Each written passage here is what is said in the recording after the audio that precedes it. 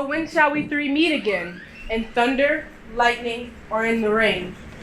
When the hurly-burly's done, when the battle's lost and won. That will be the inner set of sun. Where the place? Upon the heath. There to meet with Macbeth. A drum, Macbeth doth come.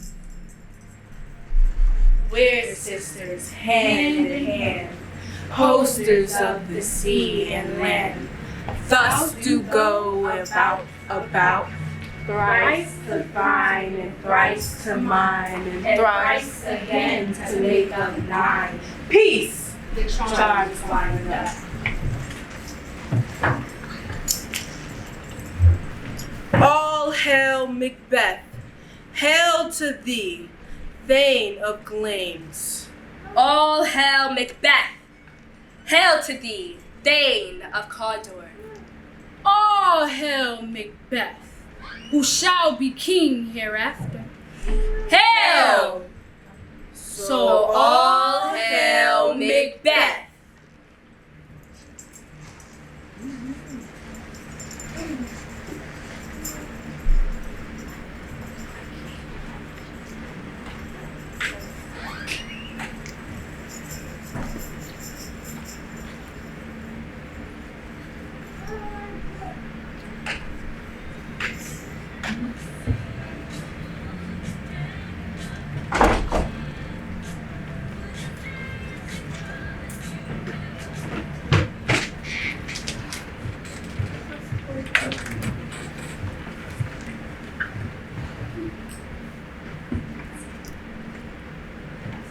If it were done when 'tis done, then 'twere well it were done quickly. If the assassination could trammel up the consequence and catch with his surpiece success, that but this blow might be the be-all and the end-all here. But here, upon this bank and shoal of time, we jump the life to come.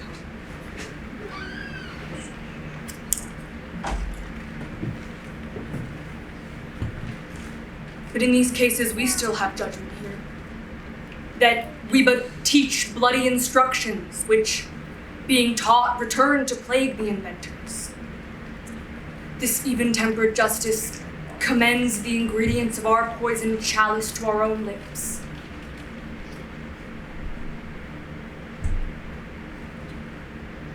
He's here in double trust. First, as I am his kinsman and his soldier, strong both against the deed. Then as his host, who should against his murderer shut the doors, not bear the knife myself. Besides, this Duncan hath borne his faculties so meek, been so clear in his great office, that his virtues will plead like angels, trumpet-tongued against the deep damnation of his taking off. And pity, like a naked newborn babe, or heaven's cherubim, horsed upon the sightless warriors of the air, shall blow the horrid deed in every eye, that tears shall drown the wind.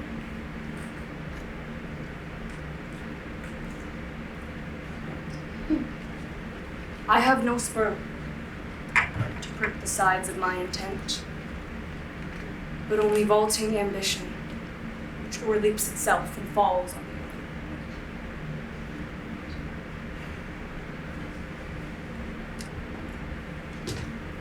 How now, what news? He has almost supped. Why have you left the chamber? Hath he asked for me? Know you not he has? We will proceed no further in this business. He hath honored me of late, and I have bought golden opinions from all sorts of people, which would be worn now in their newest gloss, not cast aside so soon. Was the hope drunk wherein you dressed yourself? Hath it slept since, and wakes it now to look so green and pale at what it did so freely? From this time such I account thy love. Art thou afeared to be the same in thine own act and valor as thou art in desire? Wouldst thou have that which thou esteemest the ornament of life, and live a coward in thine own esteem? Letting I dare not wait upon I would like the poor cat in the adage. Prithee, peace! I dare do all that may become a man. Who dares do more is none. What beast was it then that made you break this enterprise to me? When you durst do it, then you are a man. And to be no more than what you were so much more the man. Nor time, nor place did then adhere, and yet you would make both. They have made themselves, and their fitness now doesn't make you. I had given suck, and I know how tender 'tis to love the babe that milks me. I would, while it was smiling in my face, have bashed its brains out, had I so sworn as you had done to this. If we should fail? We fail? But screw your courage to the sticking place, and will not fail. When Duncan is asleep, where to the rather his day's hard journey should soundly invite him, his 2 chamberlains will I with wine and wassail, will so convince that memory, the warder of the brain, is but a few, and the receipt of reason a limbeck only. For when in drenched sleep their natures lie as in a death, what cannot you and I perform upon the unguarded Duncan? What not put upon his spongy officers who shall bear the guilt of our great quell? Bring forth men children only, for thy undaunted mettle should compose nothing but males. Will it not be received, when we have marked with blood those sleepy 2 of his own chamber, and used their very daggers that they have ducked? Who dares receive it other? As we shall make our grief and clamor roar upon his death. I'm settled, and bend up each corporal agent to this terrible feat. Away, and mock the time with fairest show. False face must hide what false heart doth run.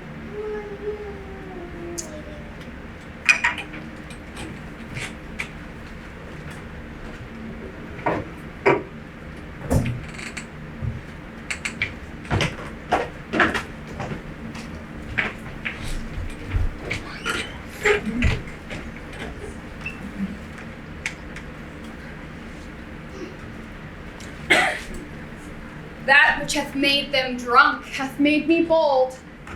What hath quenched them hath given me fire. Hark, peace. It is the owl that shrieks. The fatal bellman gives the sternest of good nights. He is about it. The surfeited grooms do mock their charges with snores. I have drugged their possets, that death and nature do contend about them, whether they live or die. Who's there? What ho? Alack, I am afraid they have awakened and 'tis not done. It is the attempt and not the deed that confounds us. Hark, I laid the daggers ready, he could not miss them. Had he not resembled my father as he slept, I had done it. Oh, my husband! Have done the deed. Didst thou not hear a noise? I heard the owl scream and the crickets cry. Did you not speak? When? Now. As I descended? I. Hark! Who lies in the second chamber? Donald. This is a sorry sight. A foolish thing to say, a sorry sight. There's one did laugh in his sleep, and one cried murder that they did wake each other. Listening their fear. There are 2 lodged together. One cried out, God bless us, and amen the other, as they had seen me with these hangman's hands. Listening their fear, I could not say amen when they did say God bless us. Consider it not so deeply. But wherefore could I not pronounce amen? I had most need of blessing, and amen stuck in my throat. These deeds must not be thought after these ways. So it will make us mad. Methought heard a voice cry, sleep no more. Macbeth does murder sleep. Oh, the innocent sleep, sleep that knits up the raveled sleeve of care, the death of each day's life, sore laborer's bath, balm of hurt minds, great nature's second course, chief nourisher in life's feast. What do you mean? Still it cried, sleep no more to all the house. Glamis hath murdered sleep, and therefore Cawdor shall sleep no more. Who was Macbeth shall sleep no more. Who was it that thus cried? Why, worthy thing, you do unbend your noble strength to think so brain-sickly of things? Go get some water and wash this filthy witness from your hand. Why did you bring the daggers from the place? They must lie there. Go and smear the sleeping rooms with blood. I'll go no more. I am afraid to think what I have done. Look once again, I dare not. Infirm of purpose! Give me the dagger. The sleeping and the dead are but as pictures. 'Tis the eye of childhood that fears a painted devil. If he do bleed, I'll gild the sleeping rooms withal, for it must seem their guilt.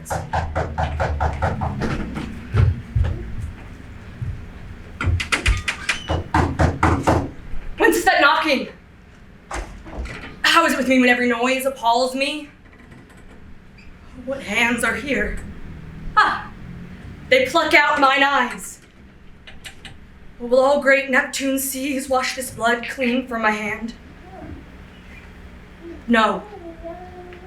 This mine hand will rather the multitudinous seas incarnadine, making the green one red.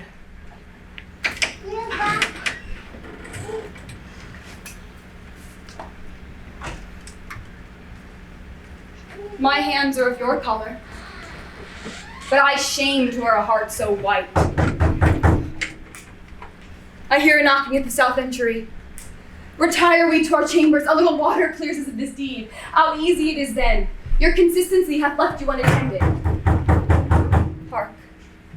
More knocking. Get on your nightgown, lest occasion call us and show us to be watchers. Be not lost so poorly in your thoughts.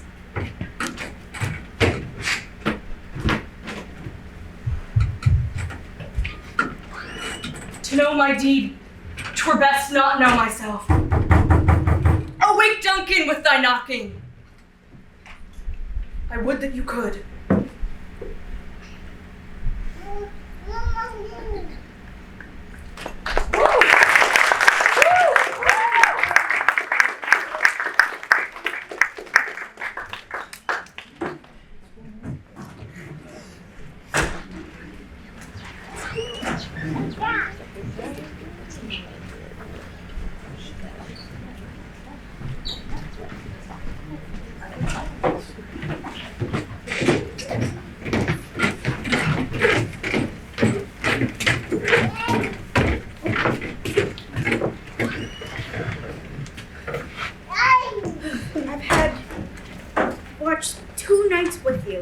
Can perceive no truth in your report. How many since she last walked? Since Her Majesty went into the field, I've seen her rise from her bed, unlock her closet, take forth a piece of paper, fold it, write on it, read it, afterwards seal it, and then again return to her bed. Yet all this while most fast asleep. A great perturbation in nature to receive the benefit of sleep and the effects of watching. During the slumbery agitation, besides her walking and doing other performances, what at any time did you hear her say? That which I will not report after her. You may to me, and 'tis most meet you should. Neither you nor to anyone, having no one to witness my speech.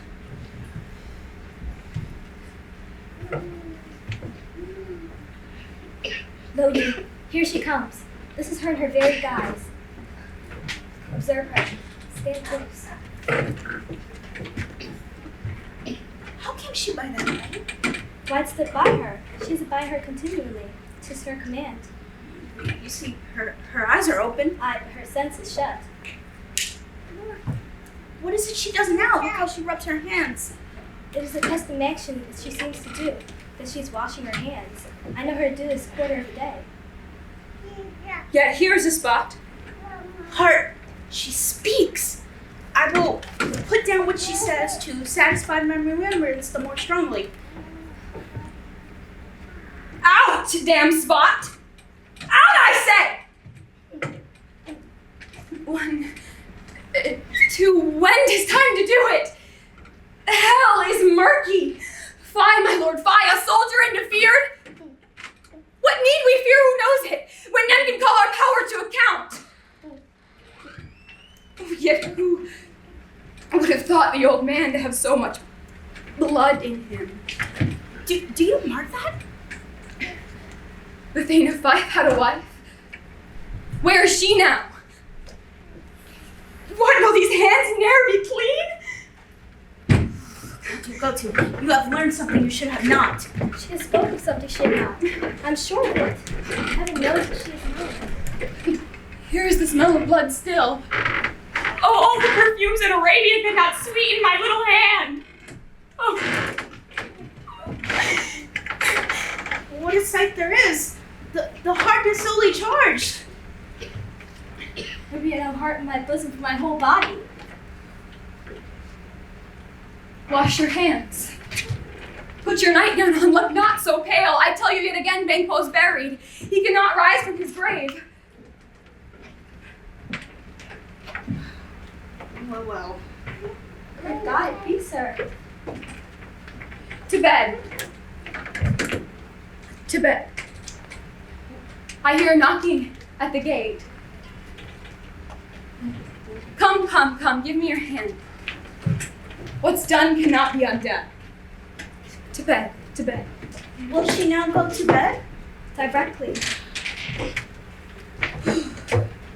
How whisperings are abroad. Unnatural deeds do breed unnatural troubles. Infected minds. To their death pillows will their secrets be discharged.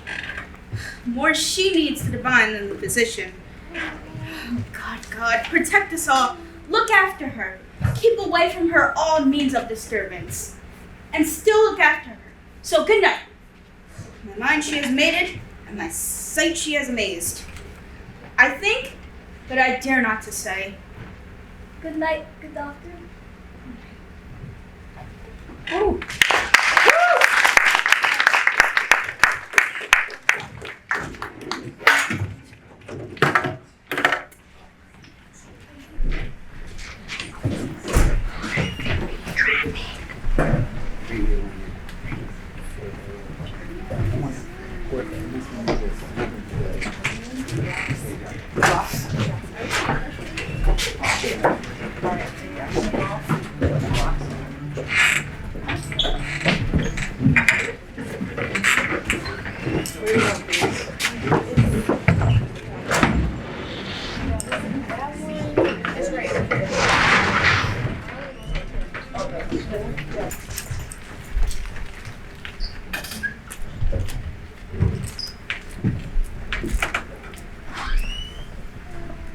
Sweet Phoebe, do not scorn me.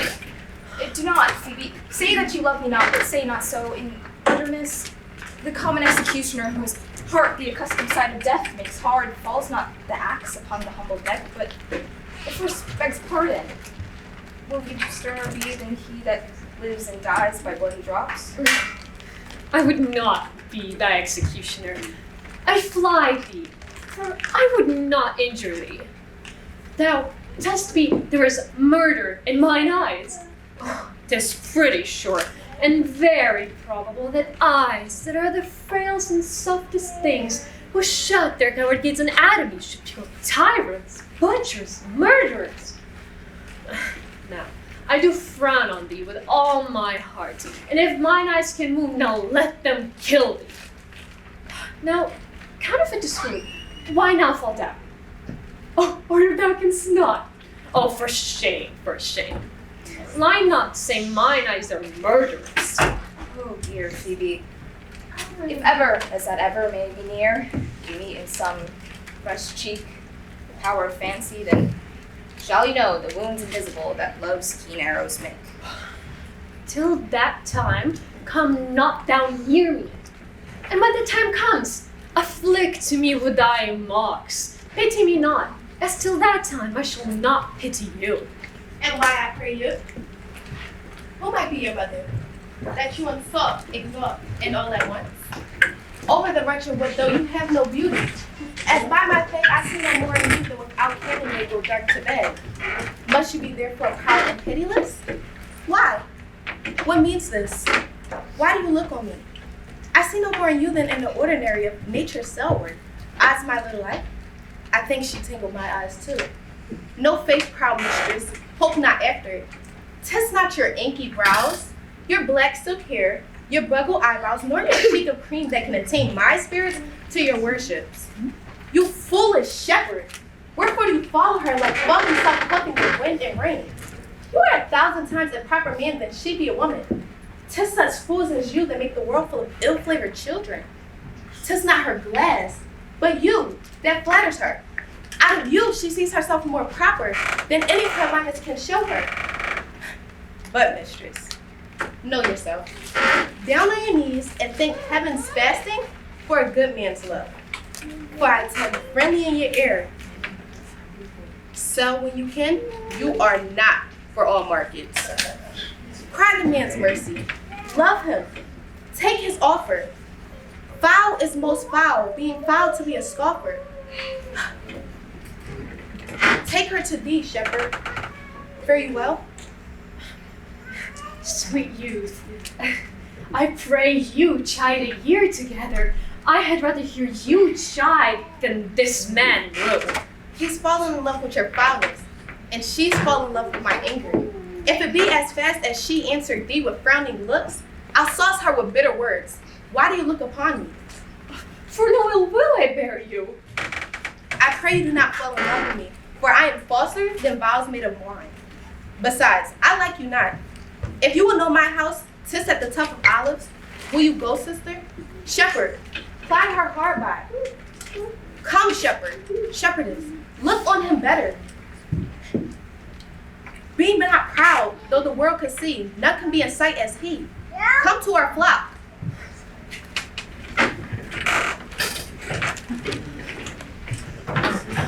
And shepherd, now I find thy soul of might. Whoever loved that loved not at first sight. Sweet Phoebe, What saidst thou, Sylvius? sweet Phoebe, pity me. Why, I'm sorry for thee, gentle Sylvius. Wherever sorrow is, relief would be. If you do find sorrow in my grief at love, by giving love your sorrow and my grief, we're both exterminate. I bet for covetousness. Sylvius, the time was that I hated. And yet, it is not that I bear thee love, but since that thou canst talk of love so well, thy company, which erst was irksome to me, I will endure, and I'll employ thee too. But do not look for further recompense than thine own gladness that thou art enjoyed. So holy and so perfect is my love, and I of such a poverty of grace shall complete the most plenteous crop to glean after the broken ears of men, that may harvest reaps. Lose now and then a scattered smile, and that I'll live upon. Knowest thou the youth that spoke to me erewhile? Not very well, but I've met him oft. He bought the cottage and the old bounds that the master was old. Once the master of. Think not I love him, though I ask for him. 'Tis but a peevish boy. Yet he talks well. But what care I for words? Yet words do well when he that speaks them pleases those that hear. It is a pretty youth. Not very pretty, but sure, he's proud, and yet his pride becomes him. He'll make a proper man. The best thing in him is his complexion, and faster than his tongue did make offense, his eye did heal it up. There was a pretty redness in his lip, a little riper and more lusty red than that mixed in his cheek. 'Twas just the difference betwixt the constant red and a mingled damask. There be some women, Sylvius, had they marked him in parcels as I did, would have gone near to fall in love with him. But for my part, I love him not, nor hate him not. Sweet Phoebe, with all my heart. Oh, I'll write him a letter, and I'll write it straight. I will be bitter with him and passing short. Come with me, Sylvius.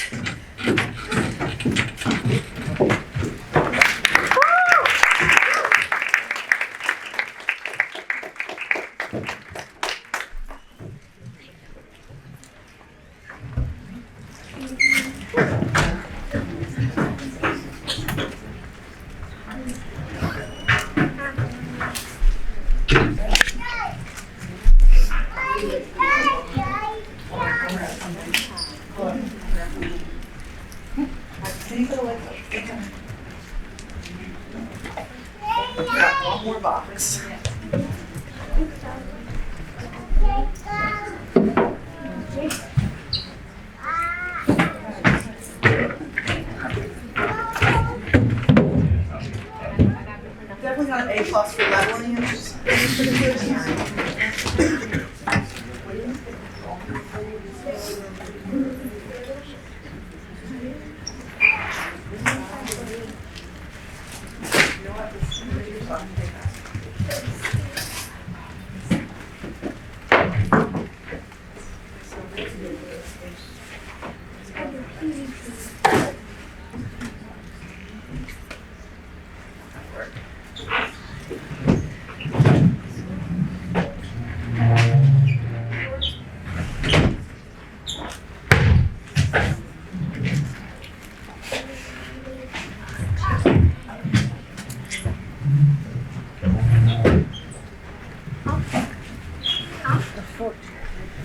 Oh, great.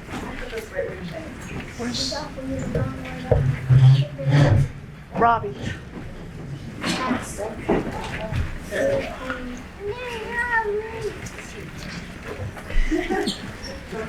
Scenery, huh? Oh, I'm sorry. Stuff on your foot.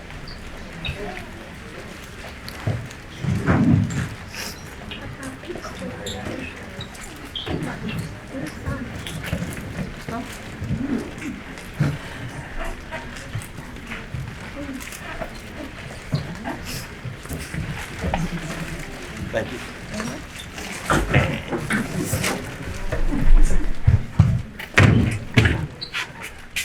Come now, Spirit. Whither wander you?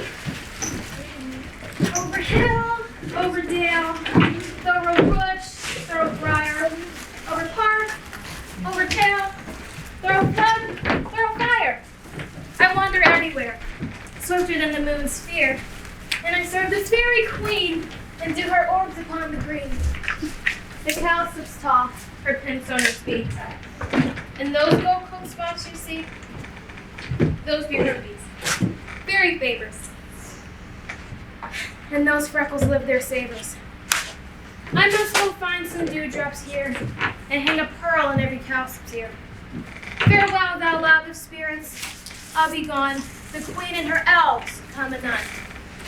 The king doth keep his revels here tonight. Take heed, the queen come not within his sight. For Oberon is passing fell in wrath, because that she is her attendant hath a lovely boy stolen from an Indian king. She never had so sweet a changeling. But jealous Oberon would have the child, knight of his train to chase the forest wild. But she profuse withholds the loved boy, crowns him with flowers and makes him all her joy. And now they never meet, in grass or green, or in spangled starlight sheen. Either I mistake your shape, and make it white, or well sure that shrewd and knavish sprite called Robbie Goodfellow. Are you not he that frights the maidens of the villagery, skim milk, sometimes labor in the ward, and bootless make the breathless housewives turn? Are you not he that makes drinks to bear no barn? You mislead night wanderers laughing at their harm. Those that call you hobgoblin call you sweet pup. You do their work and thou shalt have good luck. Are you not he? Thou speaks aright. I am that merry wanderer of the night. I jest to Oberon and make him smile. When I, fat and bean-fed horse beguile, neighing in the likeness of a filly foal. And sometimes look I in a gossip's bowl, in very likeness of a roasted crab, and when she drinks against her lips I bob, and on her wither do lap pour the ale. The wisest aunt telling the saddest tale. But room, fairy, here comes Oberon. And here's my mistress. I wish you'd be gone. I'll met my moonlight proud to tell you. What? Jealous, Oberon? Fairies, skip pets. I have forsworn his reputation. Harry, rash, wanton, like not my lord. Then I must be thy lady. But I know when thou hast stolen away from fairyland, and in the shape of corn sat all day, playing on pipes of corn and versing love to amorous Phillida. Why art thou here? Come from the farthest steep of India? But that, forsooth, the bouncing Amazon, your buskined mistress and warrior love, to Theseus must be wedded, and you come to give their bed joy and prosperity. How How canst thou for shame, Titania, glance at my credit with a politan, knowing I know thy love to praise? Didst thou not leading through the glimmering night from Paragon whom he ravished with fair eagles and make him break his faith with Ariadne Antiopa? These are the forgeries of jealousy. And never since the middle summer spring met we on hill and dale, forest or mead, by paved fountain or by rushy brook, or in the beach margin of the sea, to dance our ringlets to the whistling wind. But with thy brawls thou hast disturbed our sports. Therefore the winds, piping to us in vain as in revenge, have sucked up from the sea contagious fogs, which falling in the land have every pelting river made so proud that they have overborne their continents. The ox hath therefore stretched his yoke in vain, the plowman lost his sweat, and the green corn hath rotted ere his youth attained a beard. The fold stands empty in the drowned field, and the crow are fatted with the murrain flock. The nines men's moors filled up with mud, and the quaint mazes in the wanton green, for lack of tread, are undistinguishable. The human mortals want their winter here. No night is now with hymn or carol blessed. Therefore the moon, the governess of floods, pale in her anger, washes all the air that rheumatic diseases do abound. And thoroughly temperature, we see the seasons also. Hoary-headed frosts fall in the fresh lap of the crimson rose, and on old Time's thin and icy crown, an odorous chaplet of sweet from her buds, is as in mockery set. The spring, the summer, the chilling autumn, angry winter change their wonted liveries, and the mazed world by their increase now knows not which is which. And this same progeny of evil comes from our debate, from our dissension. We are their parents and original. Do amend it then. It lies in you. Why should Titania cross her Oberon? I do but beg a changeling little boy to be my henchman. Set your heart at rest. The fairyland buys not the child of me. His mother was a votaress of my order, and in the spiced Indian air by night, full often hath she gossiped by my side, and sat with me on Neptune's yellow sands, marking the embarked traders of the flood, which she, with pretty and with swimming gait following, her womb then rich with my young squire, would sail upon the land and fetch me trifles to return again, as from a voyage rich with merchandise. But she, being mortal, that boy did die. So for her sake do I rear up her boy, and for her sake I will not part with him. How long within the wood intend to stay? Perchance till after Theseus' wedding day. If you will patiently dance our rounds and see our moonlight revels, go with us. If not, shun me and I will spare your harms. Give me the boy and I'll go with thee. Not for thy fairy kingdom. Fairies, away. We shall chide down right if I long to say. Well, go thy way. Thou shalt not leave this grove till I torment thee for this injury. My gentle pup, come hither. Dost remember since once I sat upon a promontory and heard a mermaid on a dolphin's back utter such dulcet harmonious breath, that the rude sea grew silver to her song and certain stars shot madly from the sphere to hear this sweet music? I remember. That very time I saw, but thou canst not, flying between the cold moon and the earth, keep it all arm out, stern aim he took at a fair vessel thronged by the west, and loose his love shaft smartly from his bow as the ship piercing 100,000 hearts. Yet marked I where the bolt of Cupid fell. I fell on a little western flower, with four milky white, now purple with love's wound. Fetch me that flower, the herb I shall be once. The juice of it on sleeping island's slave will make or man or woman madly go upon the next living creature it sees. Fetch me this herb and thousands here again, and ever the Leviathan would sweet me. I'll put a girl around about the earth in 40 minutes. Having once this juice, I watch the time when she was asleep. The next thing then she'd be waking upon, be it on a lion, a bear, or a wolf or a bull, on meddling monkey or busy ape, she shall pursue with the soul of love. But who comes here? I am invisible and I will overhear the conference. I love thee not, therefore pursue me not. Where is Lysander and fair Hermia? The one outstayed, the other stayed me. Thou toldest me they were stolen unto the woods. And here I am, once within this woods, because I cannot be my Hermia. Hence, get me gone and follow me no more. You draw me, you hard-hearted adamant, but yet you not draw iron, for my heart is true and still. Leave you your power to draw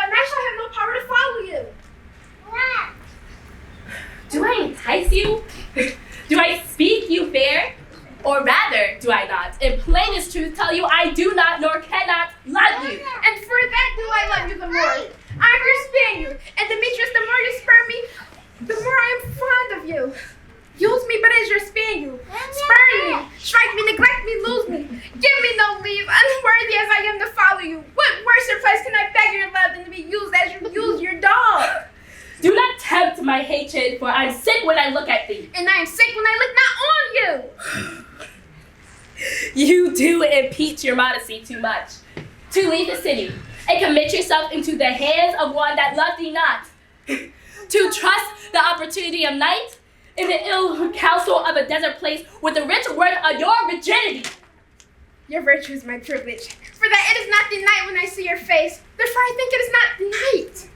Nor doth these woods like rows of company. And in my respect, you are all of the world. Then how can it be said that I am alone when all the world is here to look on me? I'll run from thee. I'll hide me and breaks and leave thee to the mercy of wild beasts. The wildest half has not such heart as you. Run when you will, and the story shall be changed. Apollo flies and Daphne flees the chase. When cowardice pursues and valor flies.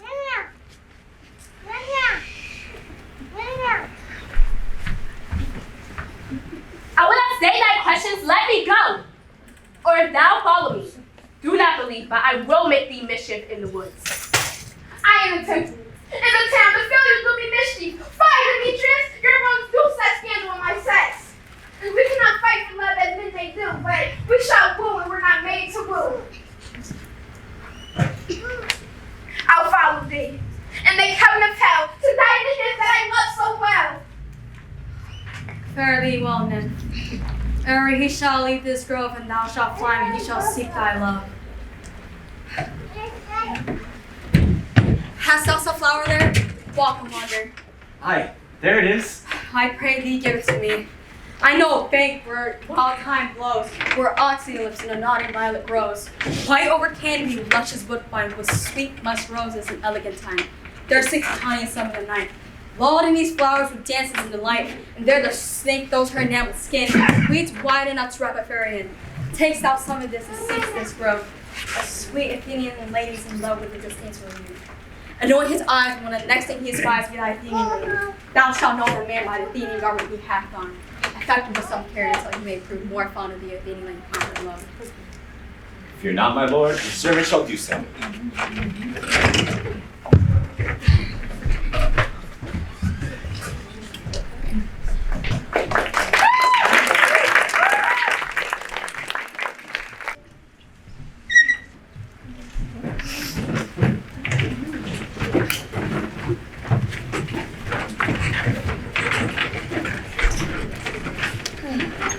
Come now, a roundel and a fairy song. Then, for the third part of a minute hence, and some to keep back the clamorous owl that nightly hoots and wanders at our quaint spirits. Sing me now asleep, then to your offices and let me rest.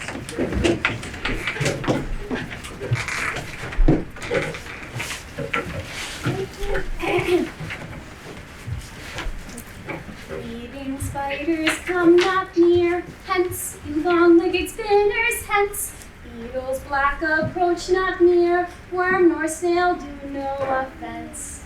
Philo meal with lullaby, singing our sweet melody. La la la la lullaby, la la la la lullaby. Never harm nor spell nor charm, come our lovely lady nigh. So good night with lullaby. You spotted snakes with double tongue, thorny hedgehogs be not seen.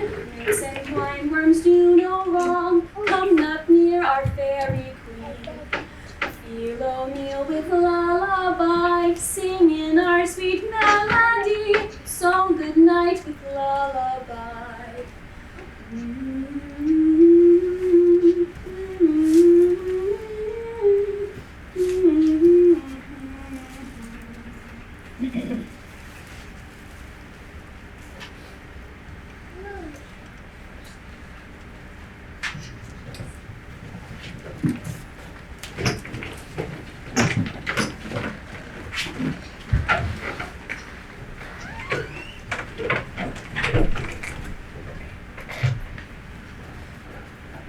What thou seest, what thou spake, do for thy true love's take. Love and language for true love's sake, be it an ounce cat or bear, or boar bristled here.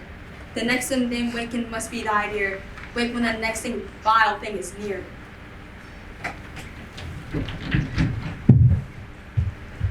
Fair love you faint with wandering in the woods. Speak troth, I have forgotten our way. We'll rest us from you if you think it good, and tarry for the comfort of the day. Be it so, Lysander. Find you out of bed, for I upon this bank will rest thy head. One turf shall serve as pillow for us both. One bed, one heart, one troth. Make good, Lysander, for my sake, my dear. Lie further off, do not lie so near. Oh, sweet, take sense of my innocence.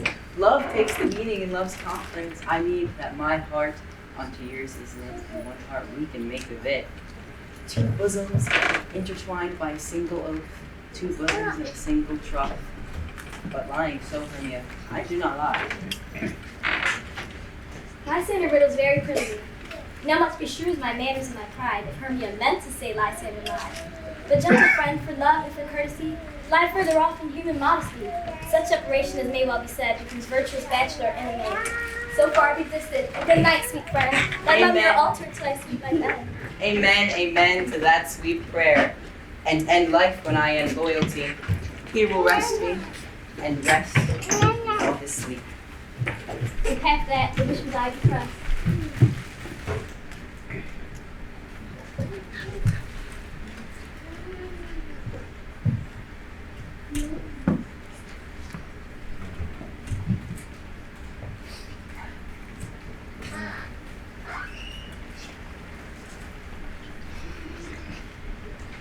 Through the forest have I gone, but Athenian found I none, on whose eyes I might approve this flower's force and stirring love.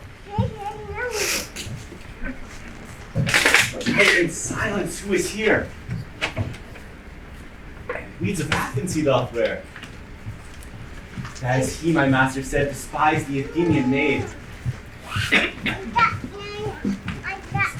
And hear the maiden sleep and sound on this dank and dirty ground. Sweet soul, she dares not lie. Near this lack love, this kill courtesy. Chill upon thy eyes I throw, all the power this charm doth owe. When thou wakest, let love forbid, sleep its seat upon thy eyelid. So wake when I am gone, for I must now to Oberon.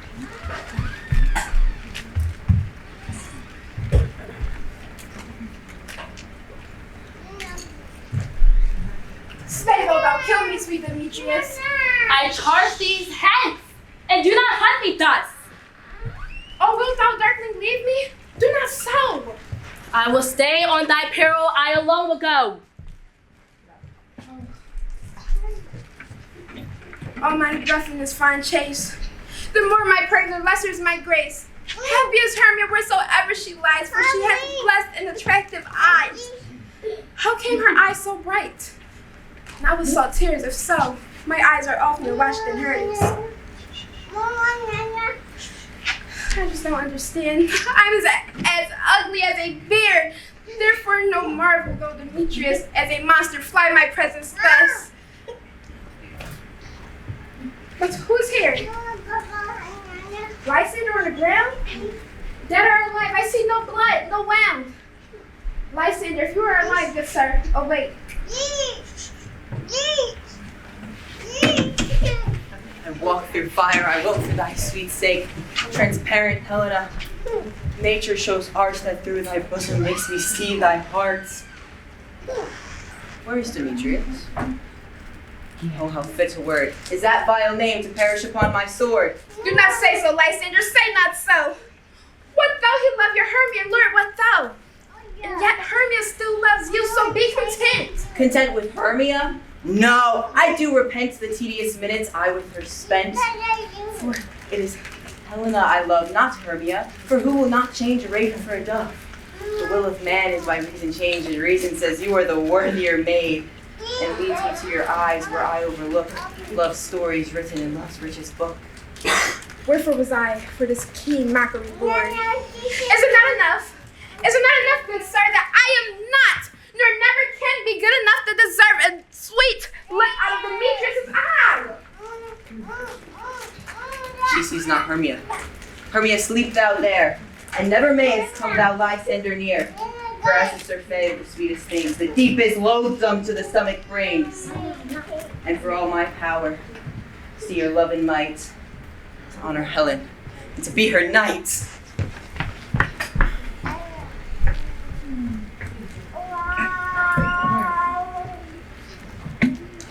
Help me, Lysander! Help me! Do thy best to pluck thy crawling serpent from thy breast. I need for pity, but a dream was here. Lysander, look how I do quake with fear. You thought serpent eat my heart away, and you sat smiling at this cruel prank. Lysander, what for mood? Lysander, Lord, what out of hearing gone? Alack, where are you? Speak it if you hear. Speak of all loves. I swoon almost with fear. No, and I well perceive you all not nigh. Either death or you. I'll find out immediately. Woo!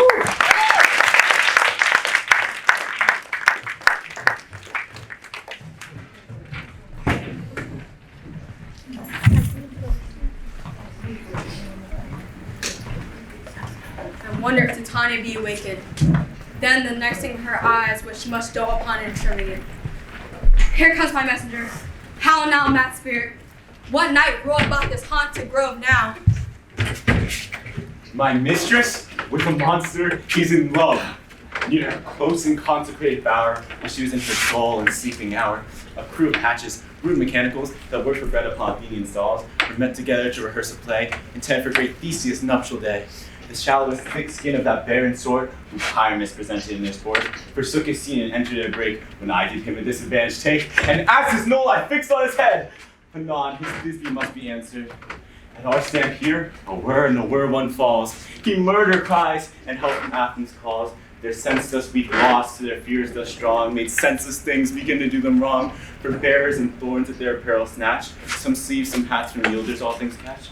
I led them on in this distracted fear, unless sweet Pyramus translated there. And in that moment, so it came to pass, Titania waked and straightway loved an ass. This falls out better than I devised. Hast thou slashed on the love juice on the Athenian's eyes by bidding you? I took him sleeping, that is finished too. And for the Athenian by his side, when he wakes, of force she must be eyed. Stand close. This is the Athenian. This is the woman, but not this the man.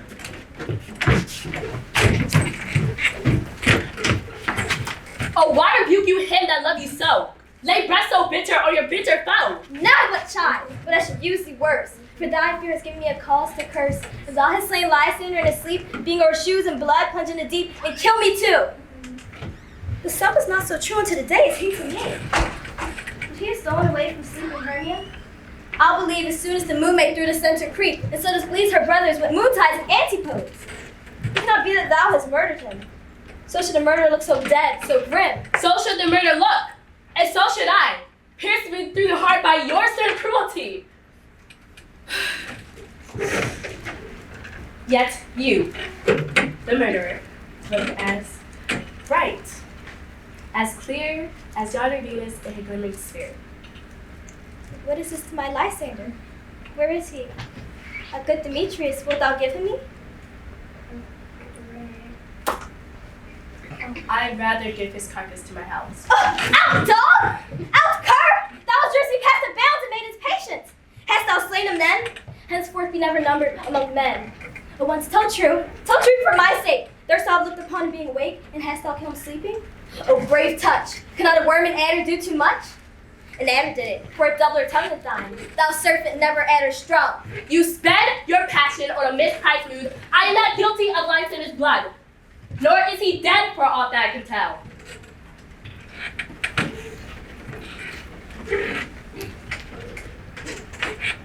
I pray thee, tell me then that he is well. And if I could, what should I get there for? In the hated presence part I sow. See me no more whether he be dead or no. There is no following her, and its fierce vain. Here therefore, for a while, I will remain. So sorrows, heaviness, doth heavier grows. For debt that bankrupt sleep thou sorrow owes. In which in some slight measure it will pay, if for his tender here I make some stay. What hast thou done? Thou hast mistaken quite and laid the luxuries on so untrue love's sight. Yet to our ensure that love turned true and not a false turned true. Then fate overrules that one man holding troth. A million fail, confounding oath on oath. I go, look how I go. Swifter than the arrow from the bow.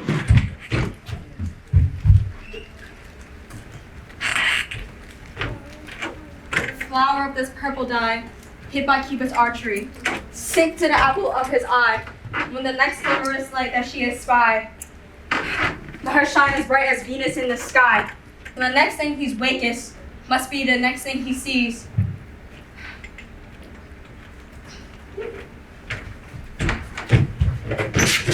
Captain of our fairy dance, Helena is here at hand, and the youth mistook by me, pleading for a lover's fee. Shall we their fond pageant see? Ah, Lord, what fools these mortals be! Stand close. The noise they make will cause Demetrius to awake.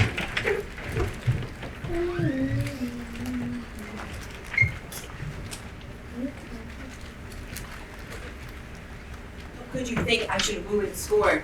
Scorn and derision never come in tears. How can these things in me seem scorn to you? Bearing the badge of faith to prove them true. You do advance your cunning more and more. These vows are Hermia's, so give her over. When you wear oath with oath, you will have nothing wet. I had no judgment to her when I swore. You're none in mine, so give her over. Demetrius loves her, and he loves not you.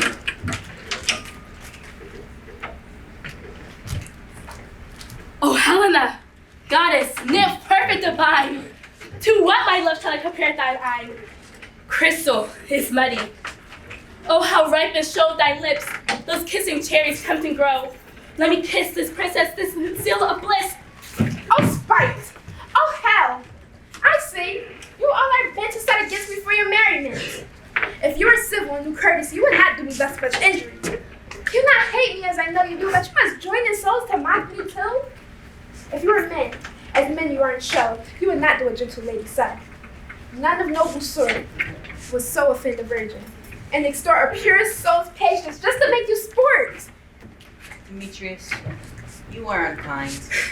Be not so, for you love Hermia. This you know, I know.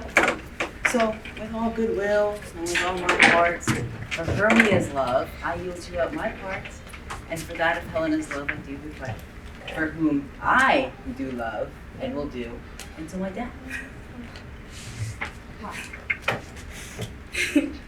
Lysander, keep thy Hermia. I will none. If ever I loved her, all that love is gone. And now to Helen is a home returned, there to remain. Never did mockers waste more idle breath. Helen, it is not so. This spirit, not the fate thou dost not know. Let thy peril thou abide dear. Look where thy love comes, yonder is dear. Dark night that to the eye his function takes, the ear more quick of apprehension makes.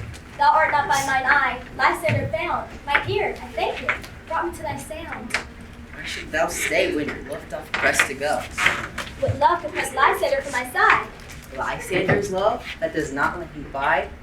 For Helena who more glides the night, than all yon fiery O's and eyes of light. Why seekest thou me? Could this not make thee know the hate I bear thee made me leave thee so? You speak not as you think. It cannot be. Lo! She is one in this confederacy.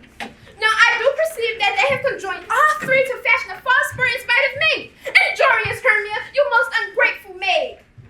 Have you conspired? Have you with these contrived to bait me with your foul derision? It's all the time we spent. This is the rouse. The hours we spent when we have chid the hasty-footed time for parting us. Oh, is this all forgot? We Hermia, like two artificial gods, with our needles created one flower. And will you rent our love asunder to join these men in scorn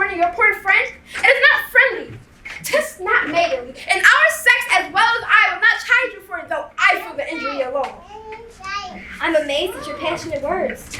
I scorn you not, seems that you scorn me. Have you not set Lysander as in scorn to follow me and praise my face and eyes? And your other love, Demetrius? This you should pity rather than despise. I understand not what you mean by this. I do. Persever counterfeit sad looks. Hold the just up. The spurt, well chronicled, should be stopped. Now if you have any pity, grace, or manners, you will not do me such an argument. But fare you well. Test this part in my fault, which death or absence should remedy. Stay, gentle Helena. Hear my excuse, my love, my life, my soul, fair Helena. Oh, excellent. Sweet, do not scorn her so. If she cannot entreat, I can compel. Helen, I love thee by my life, I do. I swear by all of which I will lose for thee to prove it false that says I love thee not. I say I love thee more than he can do. If thou say so, withdraw and prove it true. Quick, come! Lysander, where to tend all this? Hey, you. No! Let loose! Take on as you follow, and yet come not. You are a tame man. Go! Take off, thou bird, thou cat, thou vile creature. Let loose. Why are you grown so rude?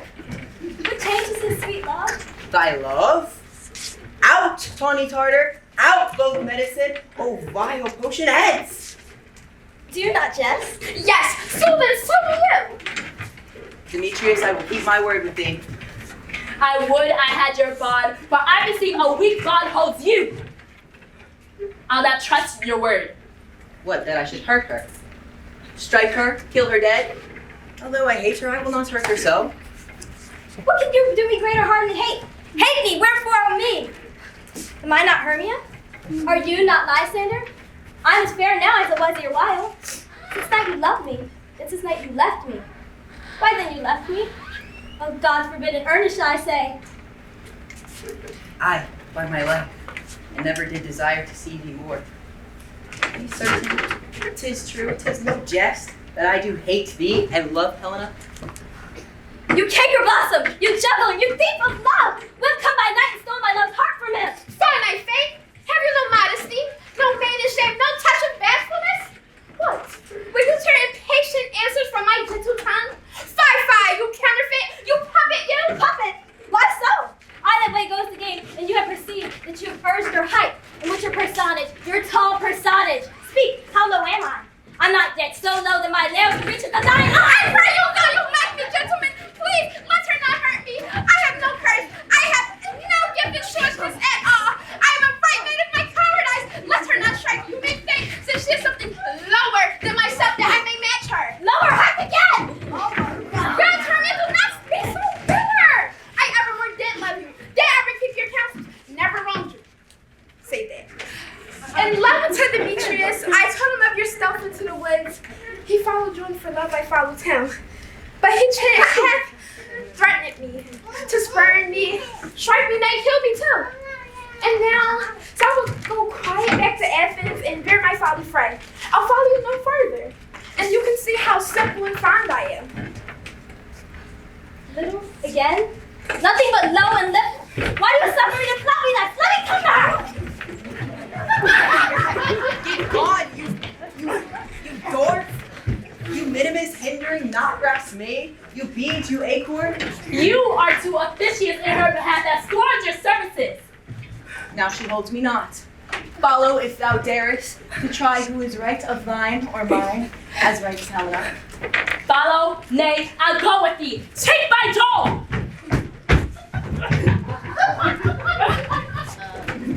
You mistress! All this coil is long of you!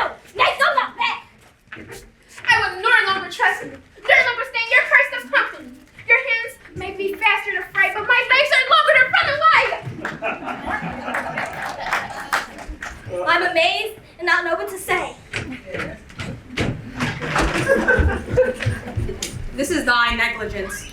So thou forsakest or else committest thy knaveries willfully. Believe me, my king of shadows, I mistook. Did not you tell me I should know the man by the Athenian garments he had on? And so far, blameless proves my enterprise, as I have anointed an Athenian's eyes. And so far, I'm glad it so did sort, as this their jangling I esteem a sport. Notwithstanding haste, yet affect this with business every day.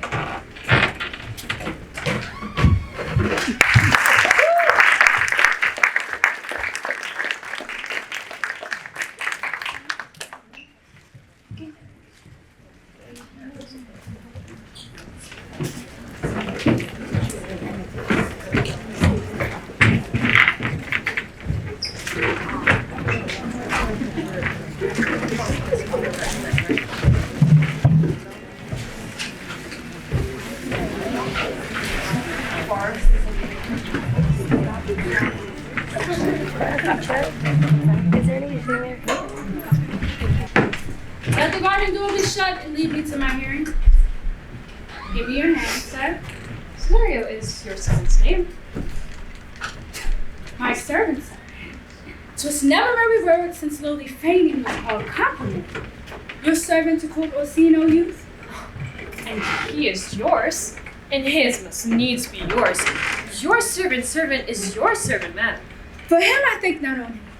For his thoughts they were blanks rather than filled with me. Oh, madam, I come to wait your gentle thoughts on his behalf. Oh, by your leave. I pray you never speak again of him. But, would you undertake another suit? I'd rather hear you to solicit that than the music from the space. Dear lady, Give me leave. Beseech you. I did send after the last enchantment you did here. A ring and chase of you, so that I abuse myself, my servant, and I fear me. You, under your hard construction, must I sit, to force out on you in a shameful cunning which you knew none of yours. What might you think? Have you not set mine honor at the stake? Invaded it with all the unmuzzled thoughts that tyrannous heart can think, to one of your receiving enough is shown. A cypress, not a bosom, hides my heart, so let me loose you. I pity you. That's a degree to love. No, not a grise, for 'tis a vulgar proof that very oft we pity enemies. Why, then methinks it's time to smile again. Oh world, how oft are the poor to be proud, if one should be prey, but better to fall before the lion than the wolf. The clock upbraids me with this waste of time. Be not afraid, good youth, I will not have you.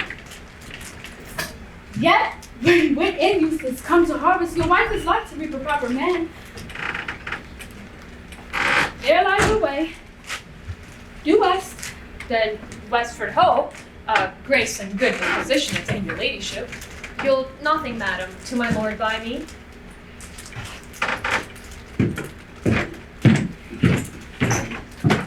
Stay. I prithee, tell me what thou thinkest of me. You do think you are not what you are. If I think so, then I think the same of you. Then think you right, I am not what I am. I wish you were as unhappy with me. Would it be better, madam, than I am? I wish it might, for now I am your fool. Oh, what a deal of scorn looks beautiful in his contempt and anger of his lip. A murder's guilt shows not itself more soon than love that would seem hid. Love's night is noon. Cesario, by the roses of the spring, by maidenhood, honor, truth, and everything, I love thee so that my greed all thy pride, no with no reason can my passion hide. Do not extort thy reason from this cause, for that I will. Thou therefore hast no cause. But reason thou with reason fetter. Love sought is good, but given unsought is better. By innocence, I swear, and by my youth, I have one heart, one bosom, and one truth. And that no one as, nor never none shall mistress be of it. And so would you, good madam, nevermore will I my master's steers to you deplore. Yet, come again, for thou mayest move that heart. She now abhors to like his love.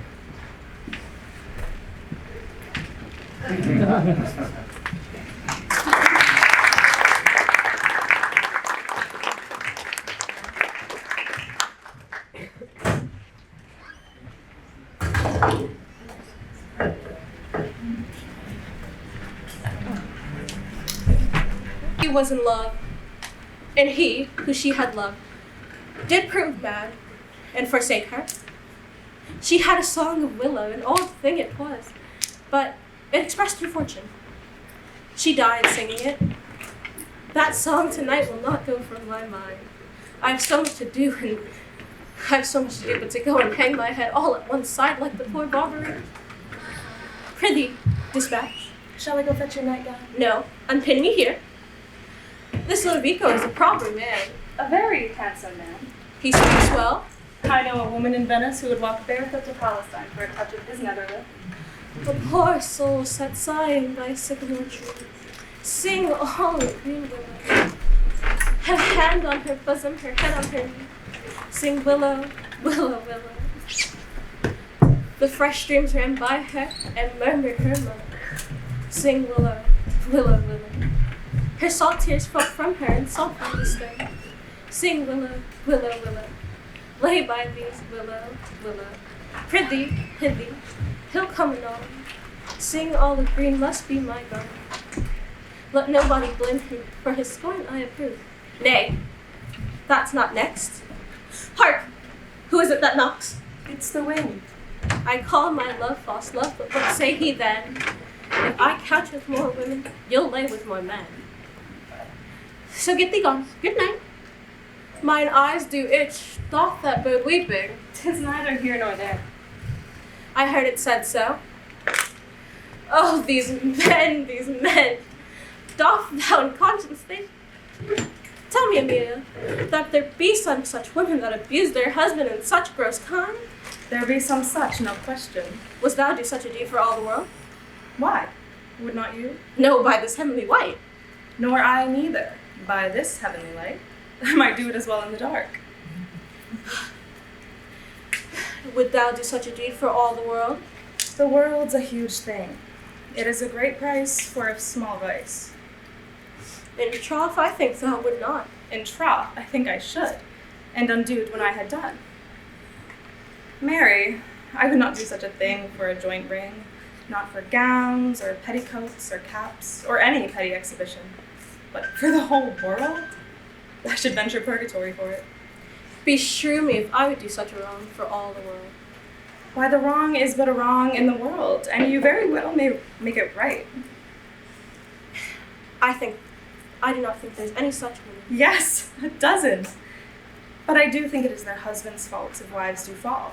Say that they slack their duties and pour our treasures into foreign laps, or else break out in peevish jealousies, or throwing restraint upon us, or say they strike us. Good night. Good night. Good we go. Heaven uses me such sad, not to be bad by bad, good by bad, bad.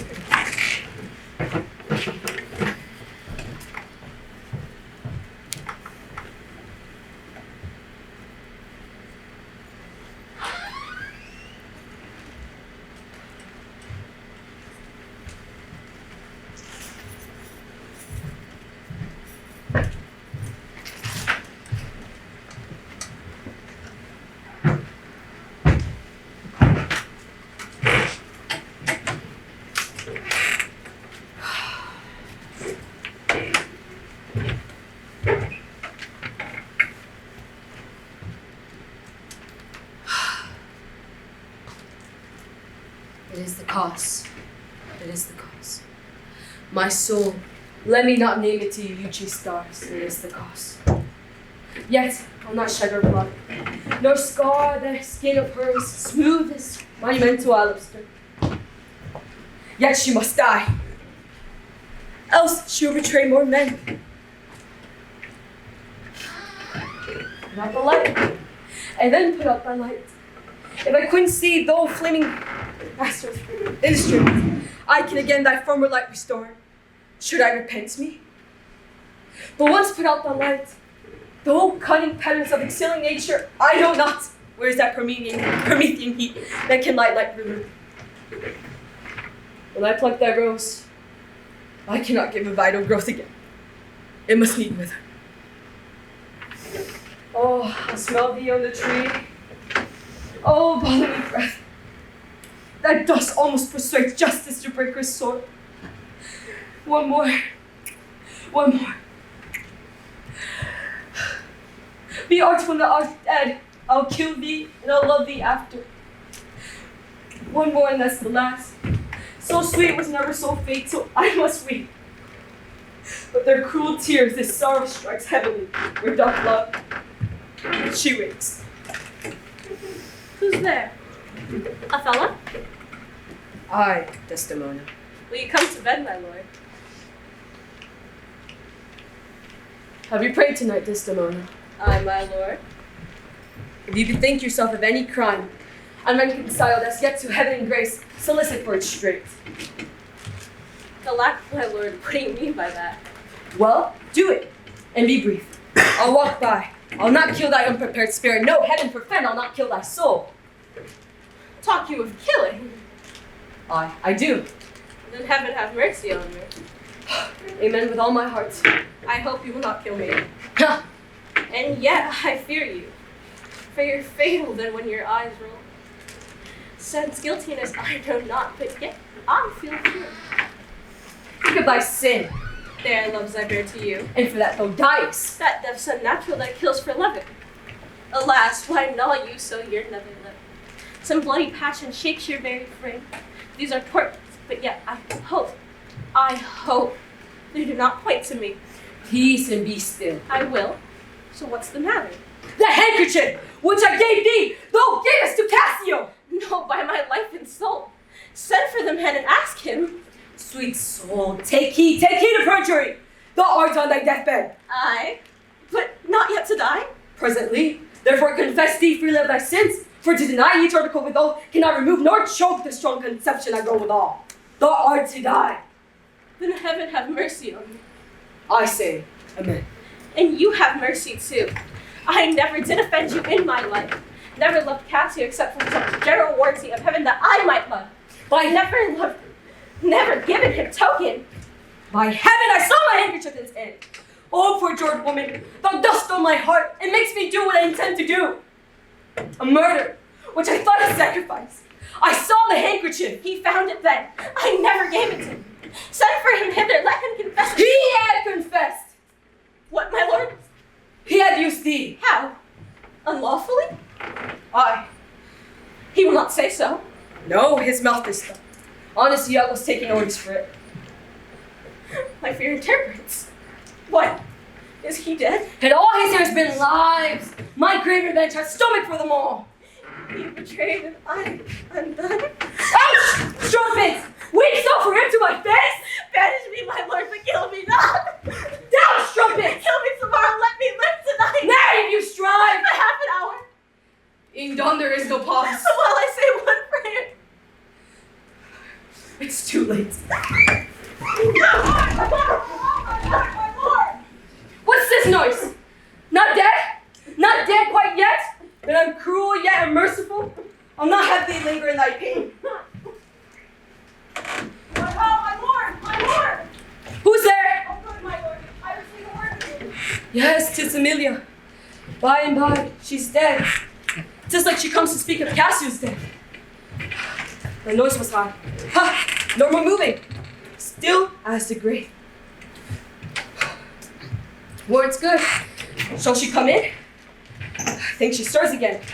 No, what's best to do? If she comes in, she'll surely speak to my wife. My wife? My wife? What wife? I have no wife. Oh, insupportable. Oh, heavy hour. Methinks there should now be a huge eclipse with the sun and moon, and sure affrighted glow. That should yawn at alteration. I will speak with you, oh good, my lord. Oh, I forgot thee. Come in, Amelia. Soft, by and by. Where art thou? What's the matter with thee now? Yonder's foul, murder's done. What now? What now, my lord? It's the revy of the moon. She comes more near earth than she was wont. It makes men mad. Cassio, my lord. He hath killed a young Venetian called Rodrigo. Rodrigo killed? And Cassio killed? No, Cassio is not killed. Cassio not killed? Then murders are tune and sweet revenge goes harsh. Oh, falsely perfect. Alas, what cry is that? That? What? alas, that was my lady's voice. Oh, lady, speak! Oh, sweet Desdemona, sweet lady, speak. Who hath done this deed? Nobody. I myself commend me to my kind lady. Oh, farewell. Why? How should she be murdered? Alas, who knows? You heard her say herself it is not I. She said so. I must needs report the truth. She was a liar. Gone to burning hell. 'Twas I that killed her. Oh, the more angel she and you the devil. Oh, she was foul! She was a whore! Thou dost belie her, and thou art a devil. She was false as water. Thou art rash as fire to say she was false. Oh, she was heavenly true. Cassio did top her! Ask thy husband else. Oh, I would damn beneath all depth and help that I did proceed upon just grounds to this extremity. Thy husband knew it all. My husband? Thy husband. That she was false to wedlock? I with Cassio. Had she been true, oh, if heaven would make me such another world, if one entire perfect crystallite, I'll not have sold her for it. My husband? Aye, 'twas he that told me on her first.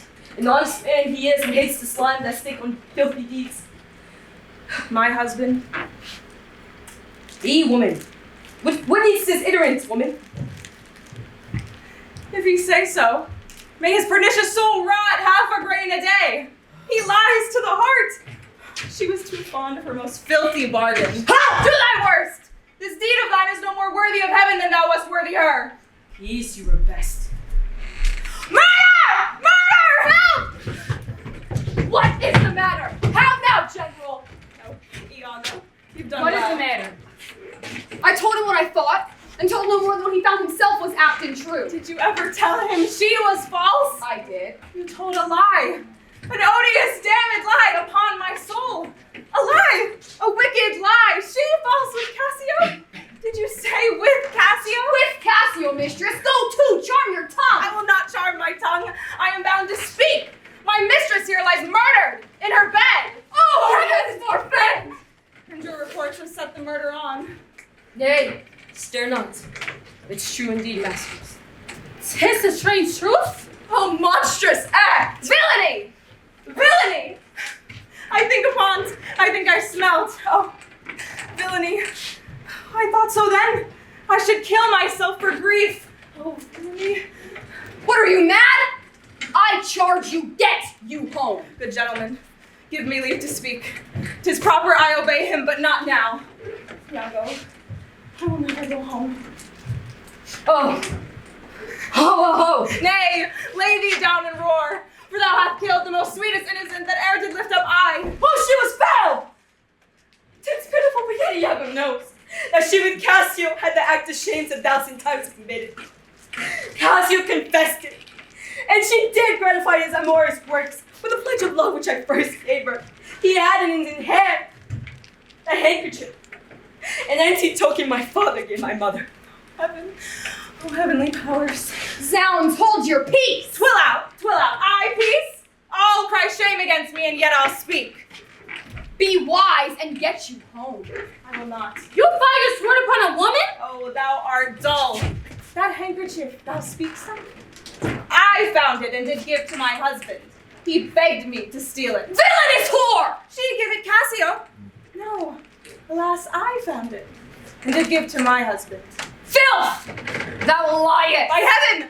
I do not! Gentlemen! Oh, murderous coxcomb, what should such a fool do with so good a wife? Are there no stones in heaven? But what sorts of thunder precious villain?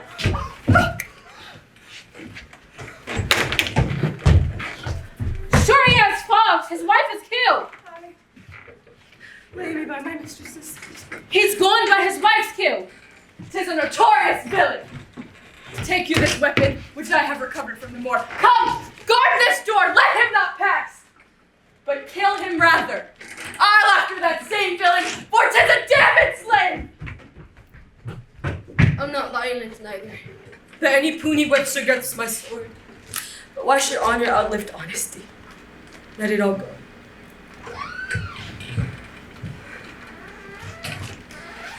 Behold, I have a weapon.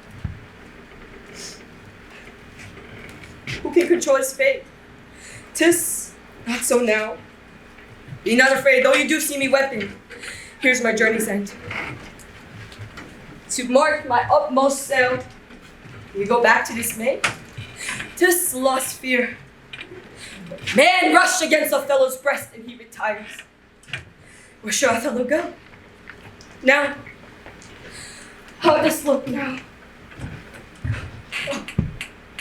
Oh, ill-started wench, pill as I smoke. Cold, cold my brow, even like thy chastity. From the possession of this heavenly sight. Blow me about winds, rouse me in sulfur. Watch me steam down cold from liquid fire. Oh, Desdemona. Desdemona dead. Oh. Where is their rash and most unfortunate man? That was he. That was Othello. Where's the Here I viper? Where's the villain? I look down toward his feet. But that's fatal. And though beest the devil, I cannot kill thee. Wrench his sword from thee!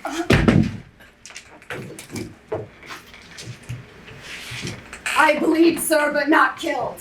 I'm not sorry neither. I thee live, for my sense 'tis happiness to die.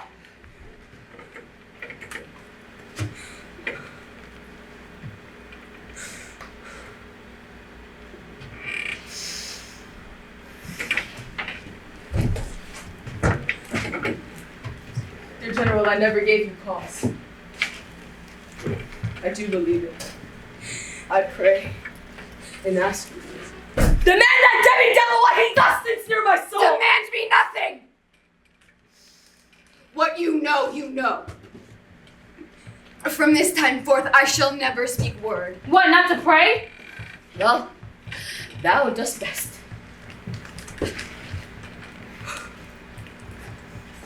Oh, foul Othello.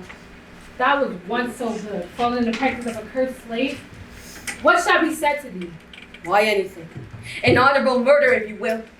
For naught I did in hate, but in all honor. This wretch hath part confessed his villainy, did you? And he to send Cassio's death? Aye. Sir General, I never gave you cause. I do believe it. Sorry. Sir, you shall understand what had befallen, which as I think you know not. Here's a letter found in the pocket of the slain Rodrigo. And here's another. The one of them imports the death of Cassio, to be undertook by Rodrigo. Oh, villain! Most heathenish and most gross! Oh, pernicious, take it! Cassio, how came? By thy handkerchief that was my wife's. I found it in my chamber, and he himself hath confessed that he dropped it there for a special purpose, which wrought to his desire. Oh, fool!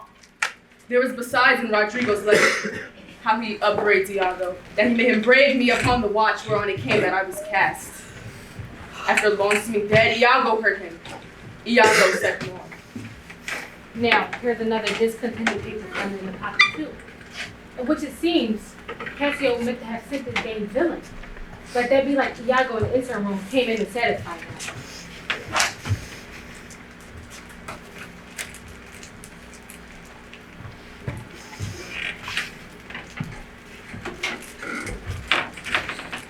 Oh, sporting dog. More so than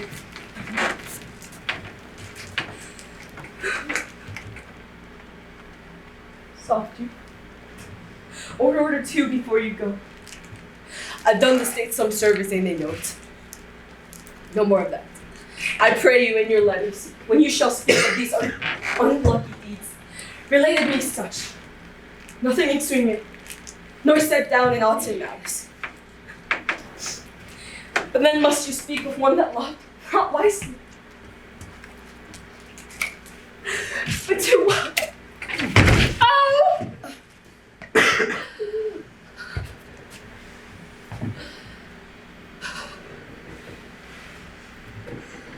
Oh, sporting dog. More fell than anguish, hunger, or the sea. Look at the tragic loading of the bed. This is thy work. The object poison sight, let it be hid. For they succeed on you until you, Lord Governor, remain the censure of this hellish villain. I kissed thee, ere I killed thee. No way but this, but to die upon a kiss.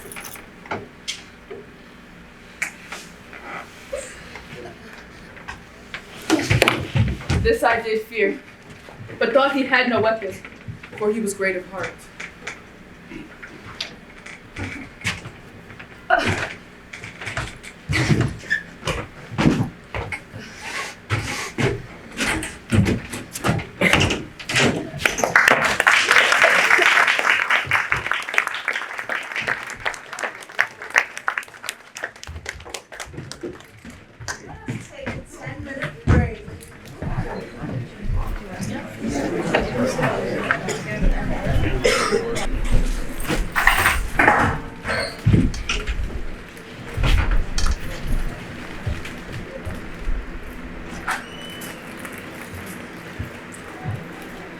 Why, cousin? Why, Rosalind? Cupid had mercy, not a word. Not one to throw at a dog. Know thy words are too precious to be cast away upon curtains. Those who look at me come lame me with reasons. Then there were two cousins laid up, when the one should be lame with reasons and the other mad without any. But is all this for your father? No, some of it's for my child's father. How full of briars is this working day world? They are but burrows, cousin. Don't any holiday foolery. If we walk not in our trodden paths, our very petticoats to catch them. I can shake them off my coat, but these burrows are in my heart. Hem them away. I would try if I could cry him and have him. Come, wrestle with thy affections. Oh, they take the part of a better wrestler than myself. All good wish upon you. You will try and time me despite of a fall. But turning these jets out of service, let us talk and get earnest.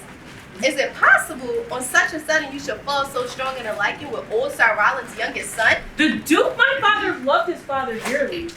Doth it therefore ensure that you should love him dearly? By this kind of chase, I should hate him, for my father hated his father dearly. Yet I hate not Orlando. No, they hate him not for my sake. Why should I not? Doth he not deserve well?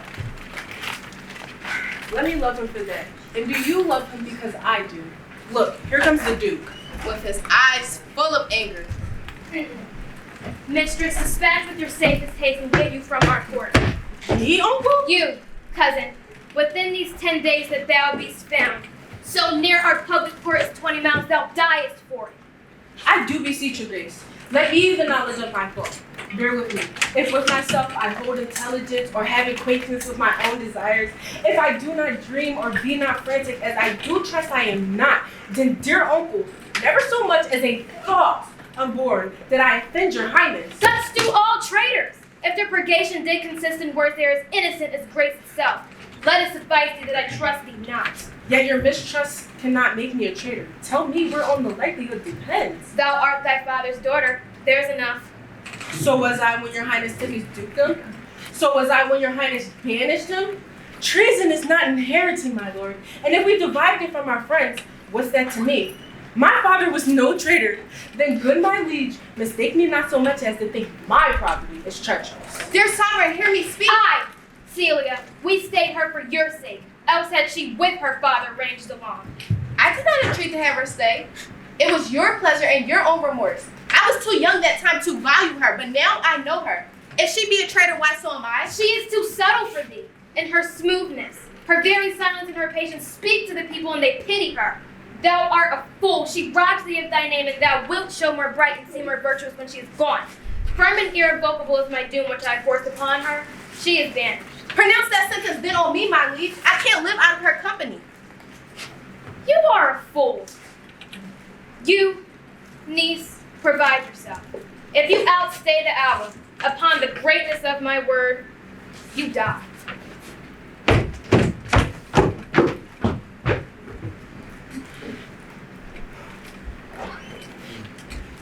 Oh, poor Rosalind, whither wilt thou go? Wilt thou change fathers? I will give thee mine.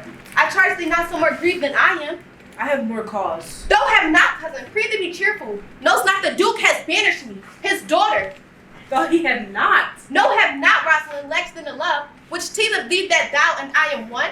Shall we surrender? Shall we part, sweet girl? No, let my father seek another heir. Therefore devise with me how we may fly, whither to go and what to bear with us. And do not seek to take your change upon you, to bear your griefs yourself and leave me out.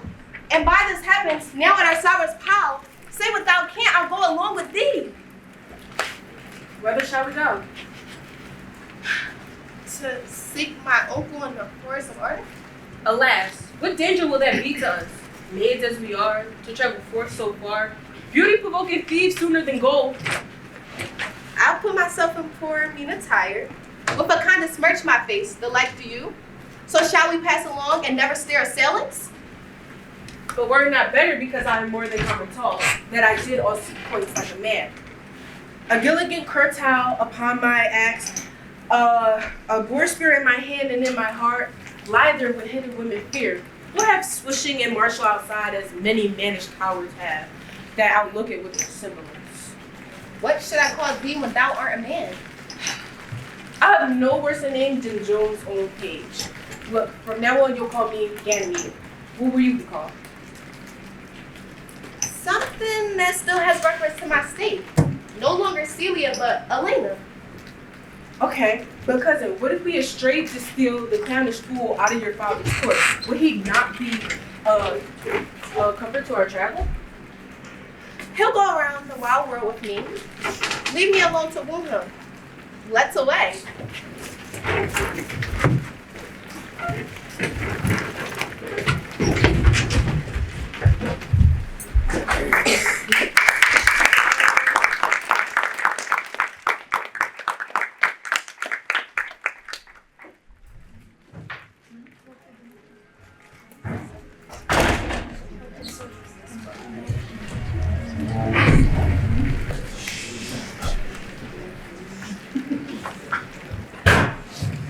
Me.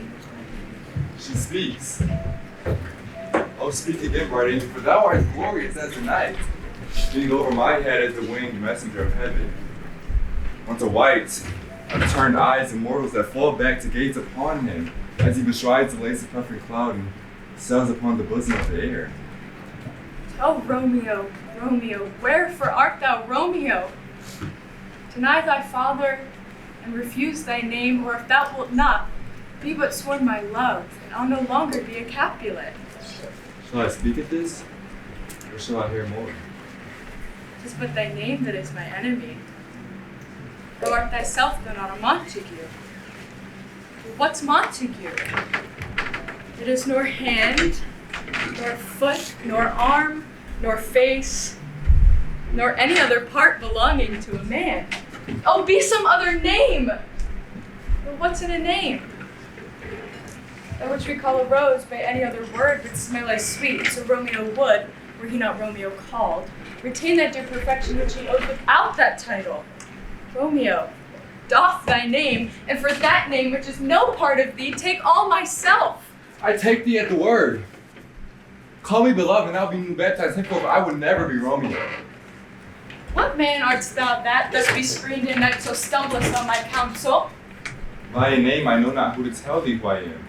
My name, they're saying, is hateful to thee because it is an enemy to...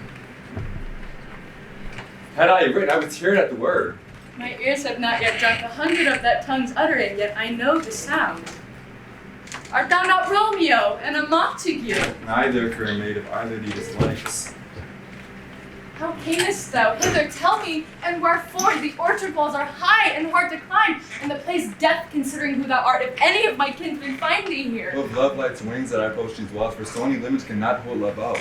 And what love can do that dares love attempts. Therefore my kinsmen are no stop to me. If they do see thee, they will murder thee. Alack, there lies more peril in their eyes than 20 of their swords. Call me but soft, and I have proof against your enemy. I would not for the world they saw thee here. I have night's cloak to hide me from their eyes. But thou love me. Let them find me here. My life is better ended by their hate than death prorogued, wanting of thy love. By whose direction foundst thou out this By place? You let me counsel, I lift them eyes. I am no pilot, but yet throughout there I was far as the farthest sea washed with the vast shore. I would adventure for such merchandise. Thou knowest the mask of night is on my face. Else would a maiden blush bepaint my cheek for that which thou hast heard me speak tonight. Fain would I dwell on form. Fain deny what I have spoke, but farewell compliment. Dost thou love me? I know thou wilt say aye, and I will take thy word, yet if thou swearest, thou mayest prove false. At lovers' perjuries, they say.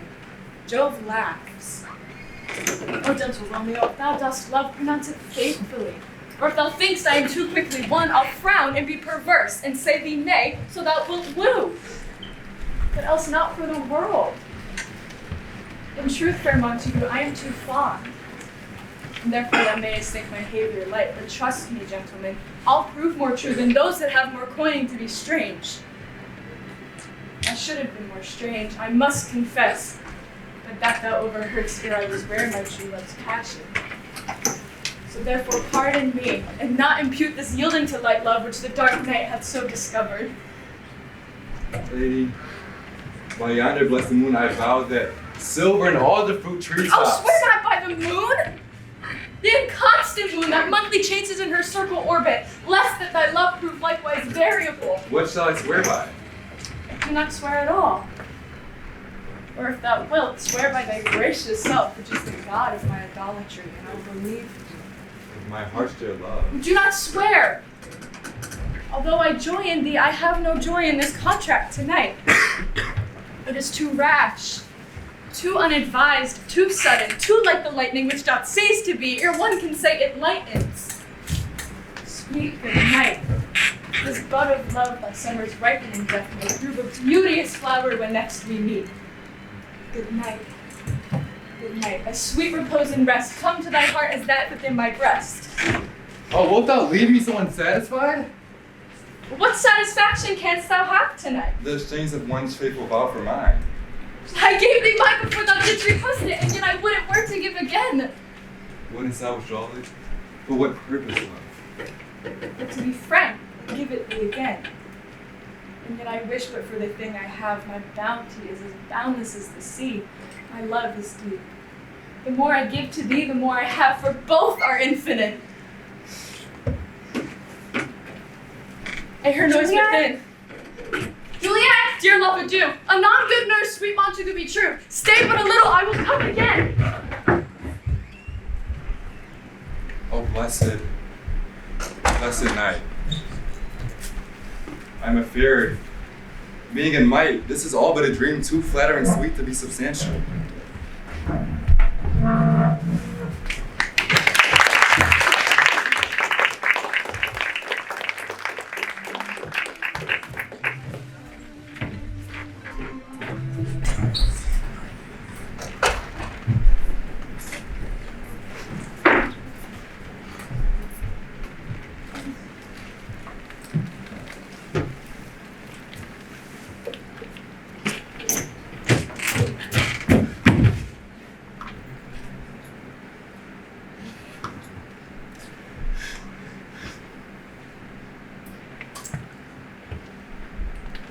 How often, upon the death have men been married? What your keepers call a lightning before death? Well, how may I call this a lightning? My love. My wife. Death that have sucked the honey out of thy breath have no power yet upon thy beauty. Thou art not conquered. Beauty's ensign yet is crimson in thy lips and in thy cheeks. And death's pale flag has not advanced there yet. Tybalt, liest thou there, thy bloody sheet? Oh, what more favor can I do thee with the hand that cut thy youth in twain to sunder to his that was thine enemy? Forgive me, cousin. My dear Juliet, why art thou yet so fair? Shall I believe that death is amorous and that the lean abhorred monster keeps thee here in the dark to be his paramour? For fear that I shall stay with thee and never from this palace and night depart again. Here I will remain with the worms that are thy chambers made. Here will I sit on my everlasting rest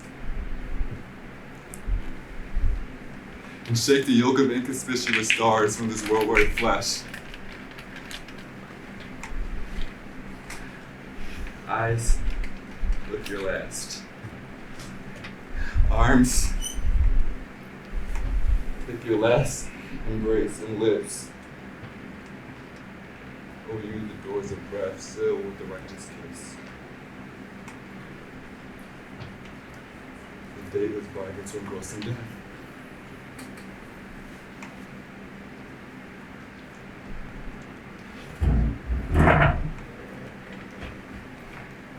Here's to my love.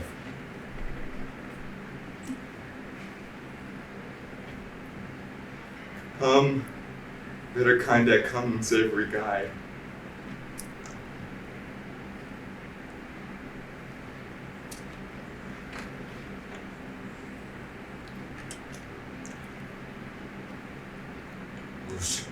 Shoe apothecary. The jugs are quick. That's with a kiss. I die.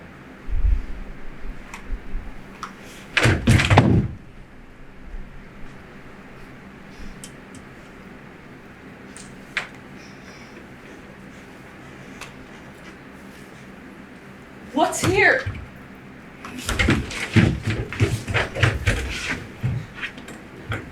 A cup closed in my true love's hand.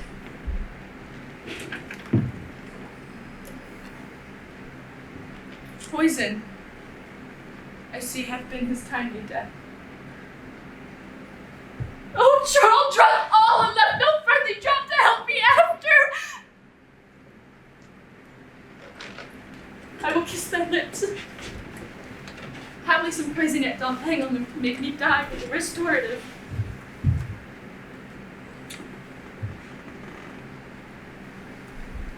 Thy lips are warm. Yeah, noise. Then I'll be brave. Oh, happy dagger, this is thy sheath. There, rise!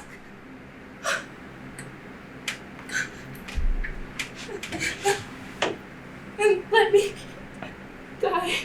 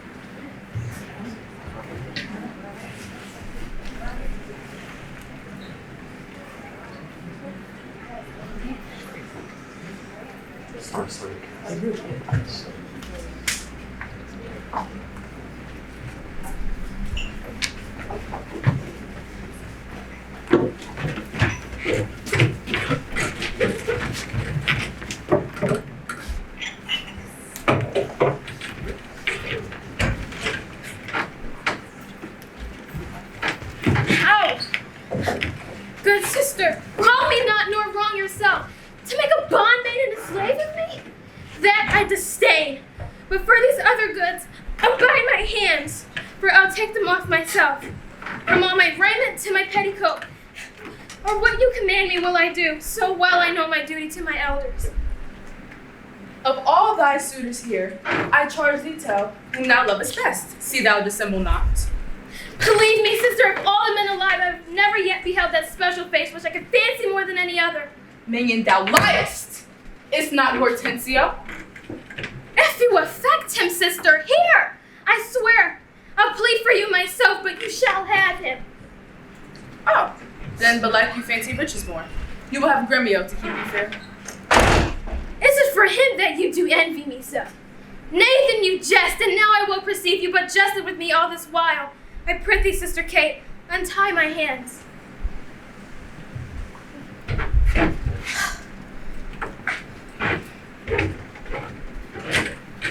Kate! If that be just, then all the rest was so. Whence grows this insolence? Bianca, stand aside. Poor girl, she weeps. Go ply thy needle, meddle not with her.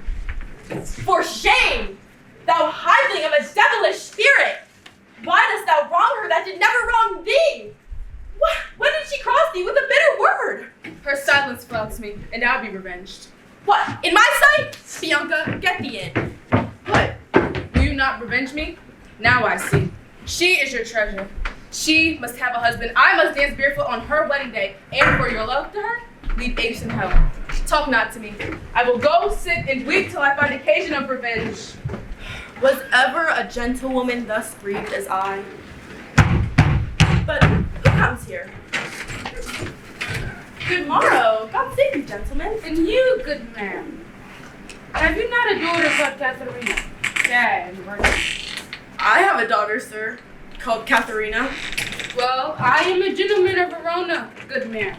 That hearing of her beauty and her wits, her affability and bad for modesty, her wondrous qualities and mild behavior, and bold to present myself as a further guest within your house, to make mine, I the witness in that report, in which I so oft have heard. And as the entrance of my entertainment, I do present you with a man of my own, that cunning in music and mathematics, here to instruct her fully in those sciences, thereof I know she is not ignorant. Accept of him, or else you do me wrong. His name is Lydia, born in Mandra.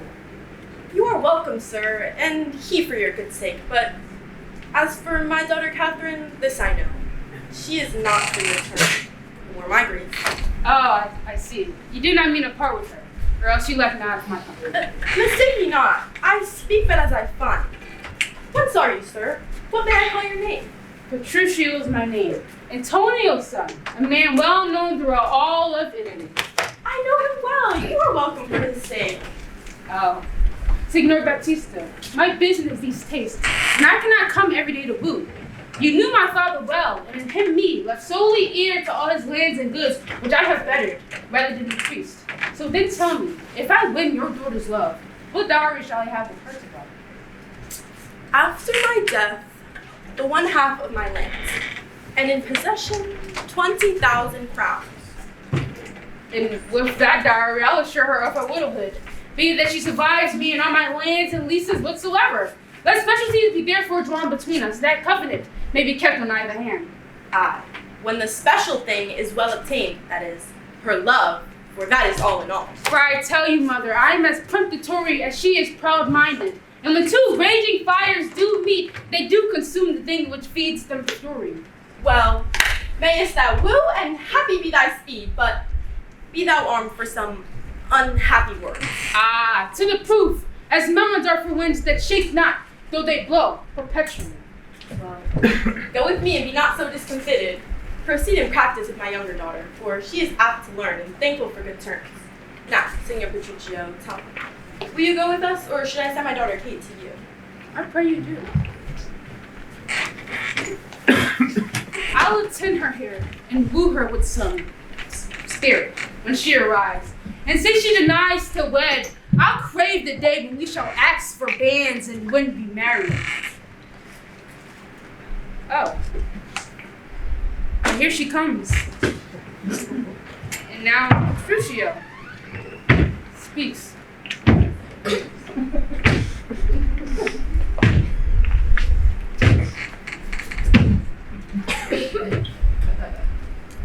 The morrow's Kate. That's your name, I hear. Well, have you heard? But something hard of hearing. They call me Catherine that do talk with you. Oh, you do lie in faith, for you are called plain Kate, and Bonnie Kate, and sometimes Kate the curse. Oh, how I am moved to woo thee for my life. Moved in good time. Let him that moved you hither remove you hence. I knew you at the first you were immovable. Why, what's immovable? A joint stool. Oh, thou hast hit it. Come, sit on me. Asses are made to bear, and so are you. Women are made to bear, and so are you. No such day for you. Alas, Me, you mean. alas, good day. How would I burden thee for knowing you to be but young and light? Too light for such a swain as you to catch, and yet as heavy as my weight should be. Should be. Should buzz up. Well taken. And like a buzzard. Oh, a slung-winged turtle shall the buzzard take thee. I for a turtle as he takes a buzzard. Come, you wasp, in faith, you are to agree. If I be waspish, best beware my sting. My remedy is then to pluck it out. Aye! If the fool could find where it lies. Who knows not where a wasp does wear his sting? and his tail. And his tongue. Whose tongue? Yours, if you talk of tails, and so farewell. What? With my tongue and your tail? Nay, come again, good Kate. I am a gentleman. That I'll try. If you strike again, I'll cuff you. So may you lose your arms. If you strike me, you are no gentleman. If no gentleman, why then no arms? Oh, a hero, good Kate. Oh, put me in thy books. What is your crest? A coxcomb? A calmless cock. Oh, Kate would be my hero. No cock of mine. You crow too like a craven. Nay, Kate, come. You must not look so sour. It is my fashion when I see a crab. And here's no crab, and yet look not sour. There is. There is. Well, then show it to me. Had I a glass, I would. What do you mean, my face? Well, into such a young one. Oh, by St. George, I am too young for you. Yet, you are wicked. I care not. Nay, Kate, and screw, you swear not so. I take you if I tarry, let me go. No, not a whit. For I find Kate passing gentle. 'Twas was told that you were rough, coy, and sober. And now I find report a very liar, for 'twas is pleasant, gamesome, and courteous. Oh, why does the world doth Kate so limp? Oh, let me see thou walk, thou hast not talk. Go, fool, and whom thou keepst command.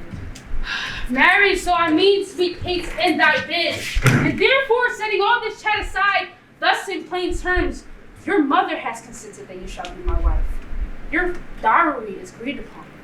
Will you, Katharina, I will marry you. For I am he who was born to tame you, to bring you from a wild Kate to a Kate of other comfortable Kates.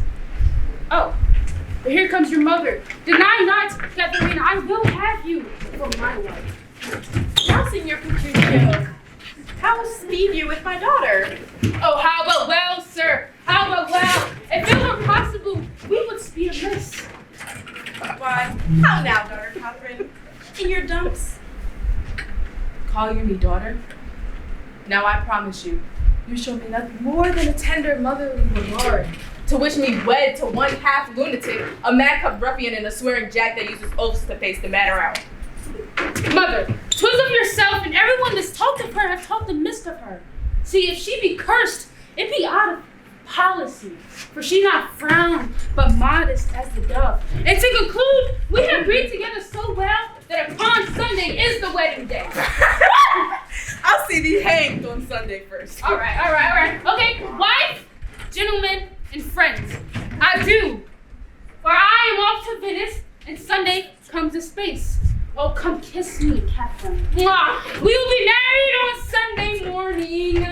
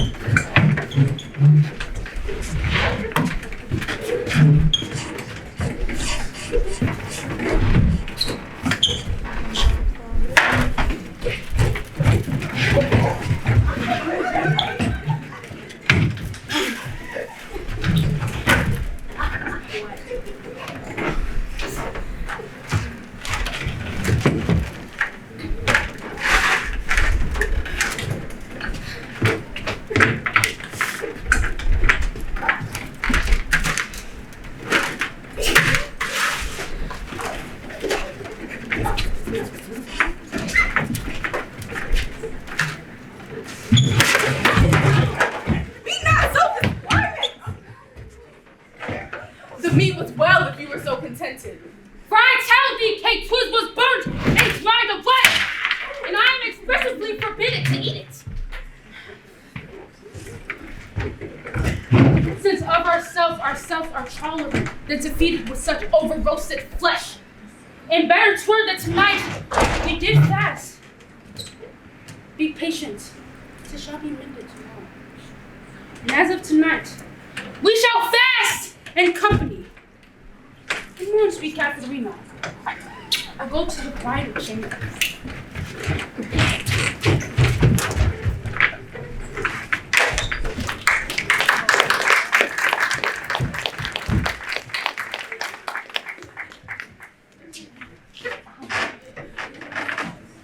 I swear all consenting parties signing up for all the groups on that stage.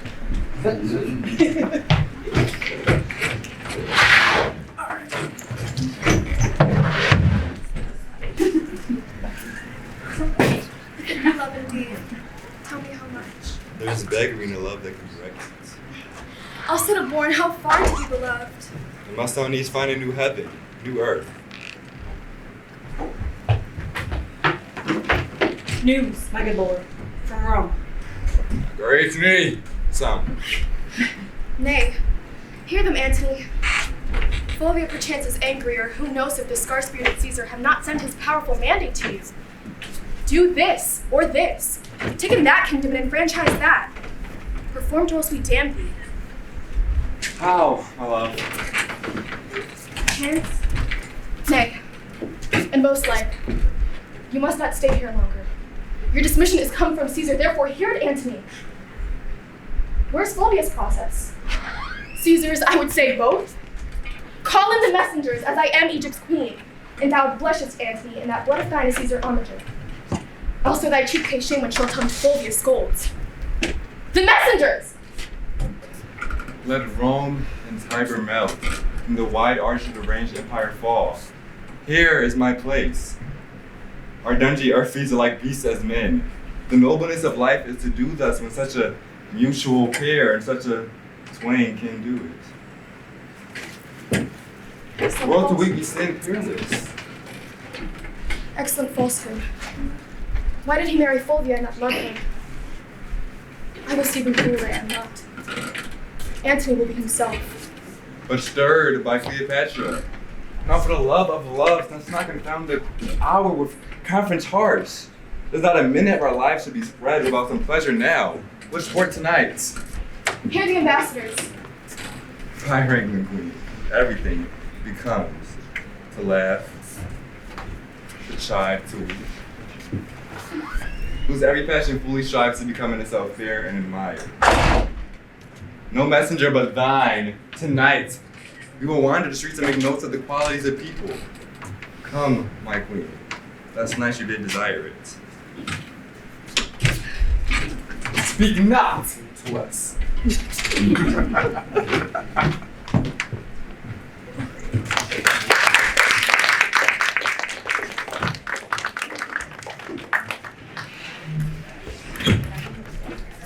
Someone who was from the Roman Empire, and so he did have an arranged marriage with that. And this is her asking about the other woman.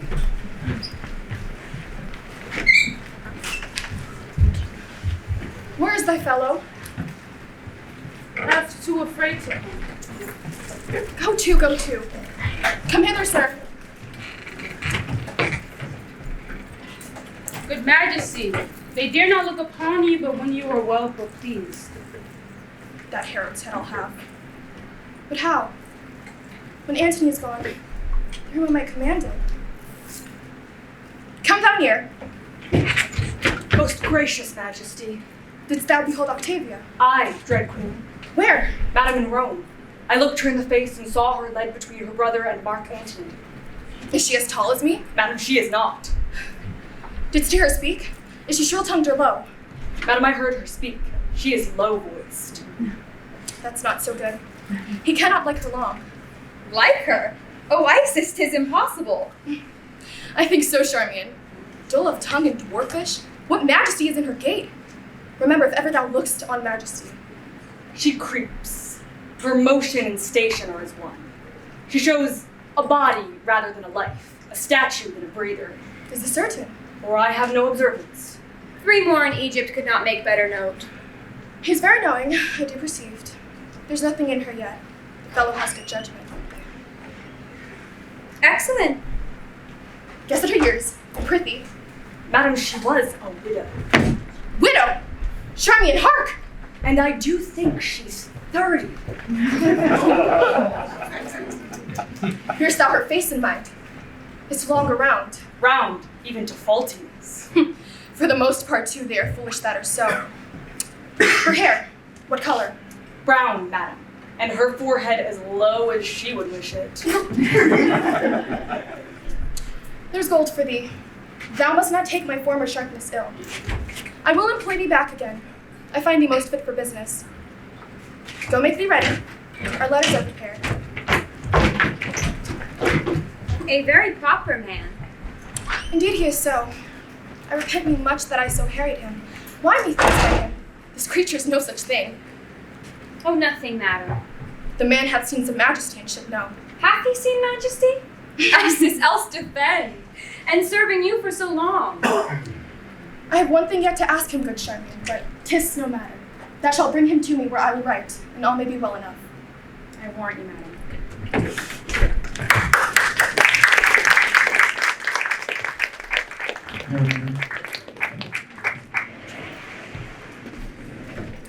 And to get his attention, Cleopatra decides to fake her death. And this is not the beginning of that scene, which then causes him to fall upon his sword, and it was the beginning of the end.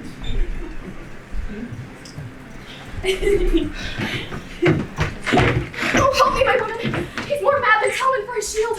The board of Tennessee was never so embossed. Oh, to the monument! Lock yourself there and send word for him that you are dead. The soul and body rive, not in part, but in getting greater gone. To thy monument! Martin, tell them that I have slain myself. Say that the last I spoke was Antony and word it prithee piteously. Hence, Martin, and bring me how he takes my death. To the monument!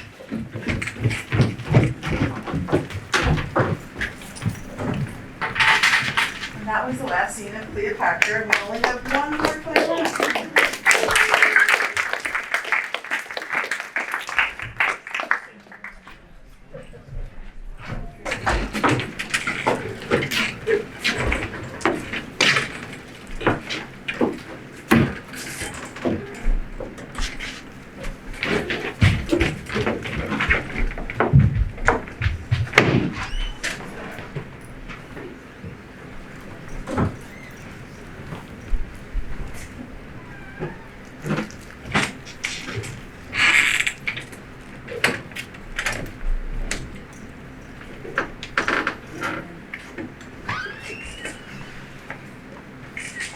To be or not to be?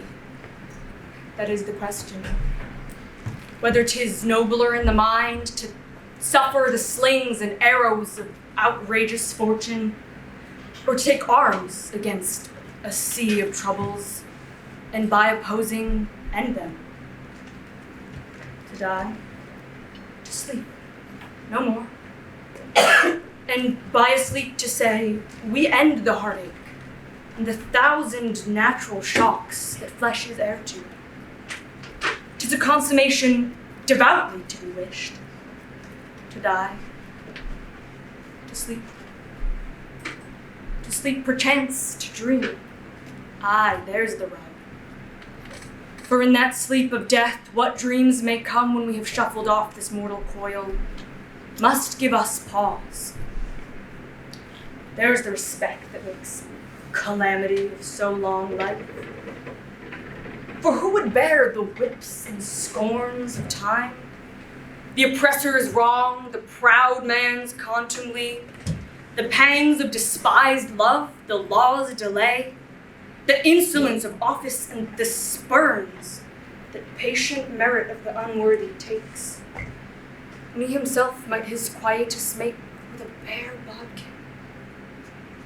Who would fardels bear to grunt and sweat under a weary life, but that the threat of something after death, the undiscovered country from whose bourne no traveler returns, puzzles the will, and makes us rather bear the ills we have than fly to others that we know not of. And thus conscience does make cowards of us all, and thus the native hue of resolution is sicklied o'er with the pale cast of thought, and enterprises of great pith and moment in this regard their currents turn awry and lose the name of action.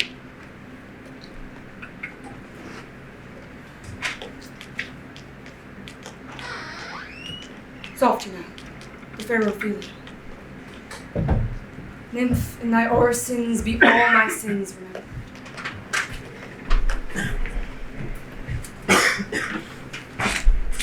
Good. How does your honor for this many a day? I humbly thank you. Well. My lord, I have remembrances of yours that I have long to deliver. I pray you now receive them. No, not I. I never gave you aught. My honored lord, you know right well you did. And with them of words so sweet breath composed as made the things more rich. Their perfume lost. Take these. For to the noble mind, rich gifts wax poor men givers, prove unkind there, my lord. Are you honest? My lord? Are you fair? What means your lordship? That if you be honest and fair, your honesty should admit no discourse to your beauty. Could beauty, my lord, have better commercing with honesty? Aye, truly. For the power of beauty will sooner transform honesty from what it is into a bawd than the power of honesty can translate beauty into his likeness. This was sometime a paradox, but now the time gives it proof. I loved him once. Indeed, my lord, you made me believe so. You should not have believed me. For virtue cannot so inoculate our old stock, but we shall relish of it. I loved you not. I was the more deceived. Get thee to a nunnery. Why wouldst thou be a breeder of sinners? I am myself indifferent, honest, but yet I can accuse me of such things that it were better my mother had not borne me. I am very proud, revengeful, ambitious, with more offenses at my beck than I have thoughts to put them in, imagination to give them shape, or time to act them. What should such fellows as I do, crawling between earth and heaven? We are errant knaves, all. Believe none of us. Go thy ways to another. Where is your father? At home, my lord. Let the doors be shut upon him, that he may play the fool nowhere but in his own house. Farewell. We haven't helped him. If thou dost marry, I'll give thee this blade for a dowry. Be thou as chaste as ice, as pure as snow, thou shalt not escape calumny. Get thee to a nunnery. Go. Farewell. Or, if thou wilt needs marry a fool. For wise men know well enough what monsters you make of them. To a nunnery. Go, and quickly too. Farewell. Powers restored. I have heard of your paintings too. Well enough.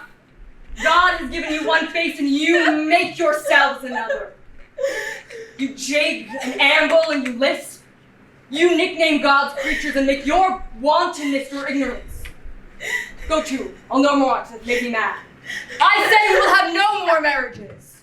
Those that are married already, all but one shall live. The rest shall keep as they are. To another go.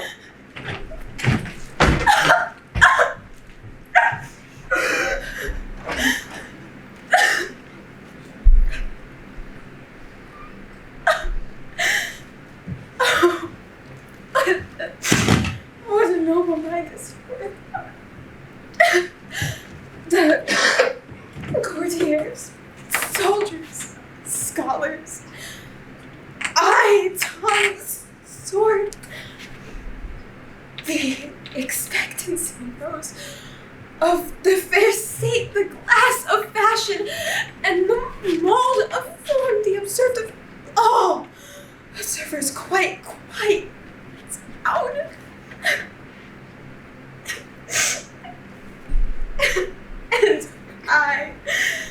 And I, as ladies most deject and wretched, that sun's not enough music now see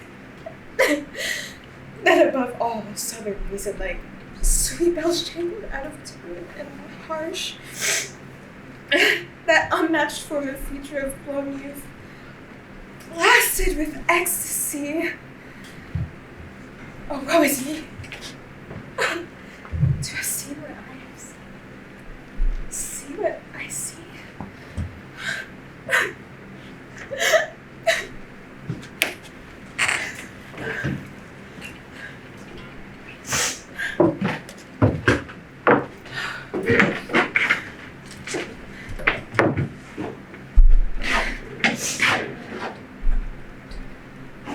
Love!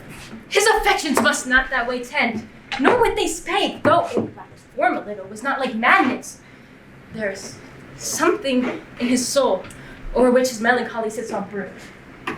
I do doubt that hatching this close will do much to prevent. So I have in quick determination thus. He shall, with speed, to England, for the demand of our neglected tribute. Happily the seas and countries different, with variable object shall expel his something settled matter at heart. Whereon his brain starts beating, thus puts fashion unto himself what they want. It shall do well, but yet do I believe his origin conceiving of his grief, sprung from neglected love. How now, Ophelia?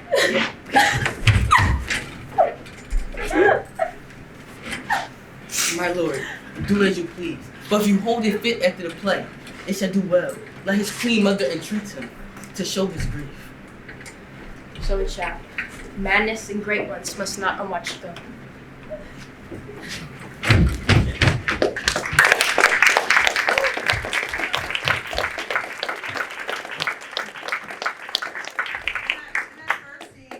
Her father and the king hid behind the curtain there just to see how Hammond reacted. Because her father, Polonius, assumed that his change in attitude and mood has everything to do with his love for Julia, and not the obvious that his mother married his uncle and his throne was taken from him after his father was killed. In this next scene, her brother Laertes comes storming the castle after a moment. I will not speak with her. She is importunate, indeed distracted. Her mood is needs to be pitied. What would she have? She speaks much of her father. She says there's tricks in the world and hems and beats her heart. She spurts enviously at straws and speaks things in doubt that make me have sense. Her words mean nothing, and yet the unshaped use of it doth move the hearers to reflection. They take aim at it and watch the words up to fit their own thoughts. And yet her winks and gestures and nods would have them think that there might be sense, yet nothing sure, yet much unhappily. 'Twere good she was spoken with, for she may stew dangerous conjectures and ill-breeding minds. I come in. To my sick soul, as sin's true nature is, each story seems prologue, as to some great amiss, so full of artless jealousy's guilt. It spills itself, in fearing to be spilt.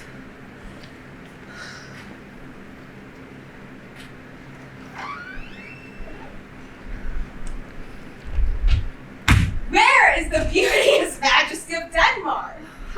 now, Ophelia.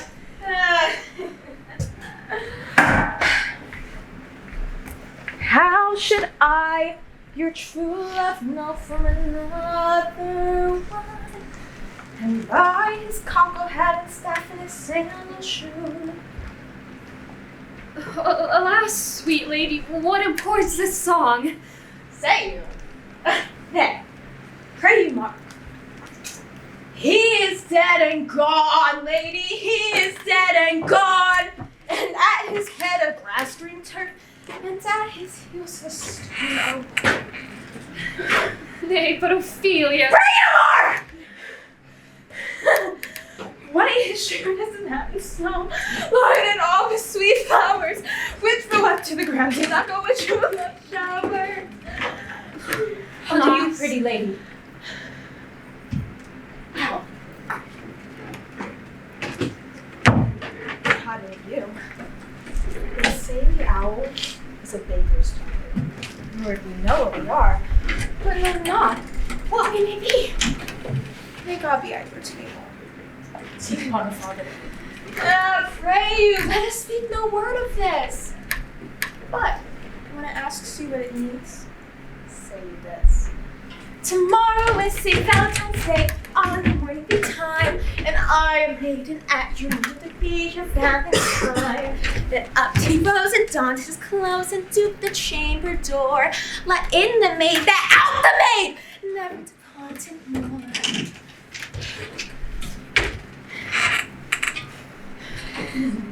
Ophelia, indeed without an oath, I'll make an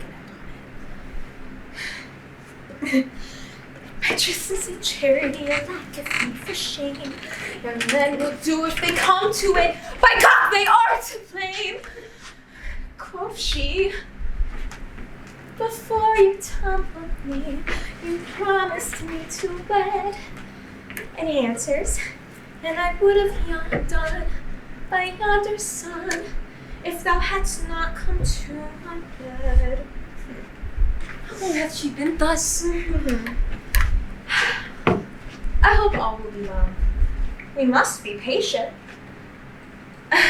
And yet I cannot choose but weep to think they should lie him in the cold ground. My brothers shall know of it. And so I thank you for your good counsel. Come, my coach! Good night, ladies. Good night, sweet ladies. Good night, good night.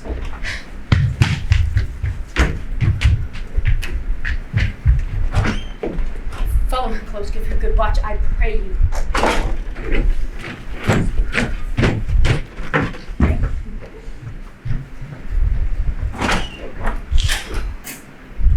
This is the poison of deep grief. It springs all from the death of her father, and now behold!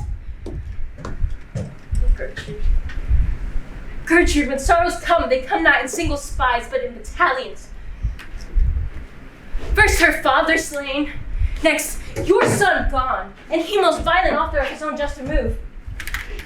The people muddied, thick, and unwholesome in their thoughts and whispers for good Polonius' death. We have done nothing but greenly and hugger-mugger to inter him. Poor Ophelia, divided from herself and her fair judgment, without which we are pictures or mere beasts. Last in as much containing as all these, her brothers in secret come from France. Feeds on his wonders, keeps himself in clouds, and wants nothing but buzzers to infect his ears with petulant speeches of his father's death. We're a necessity of matter beggared. Will nothing stick our person to arraign in ear? Oh, my dear Gertrude, this, but to a murdering peace in many places, gives me superfluous death.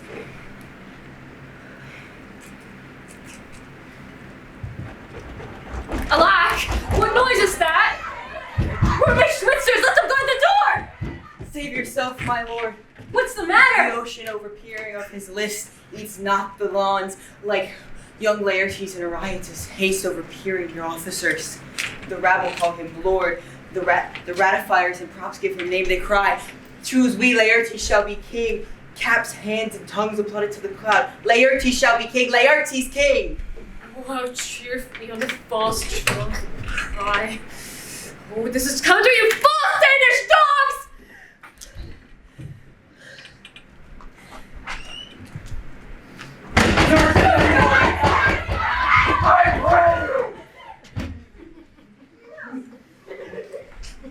The doors are broke.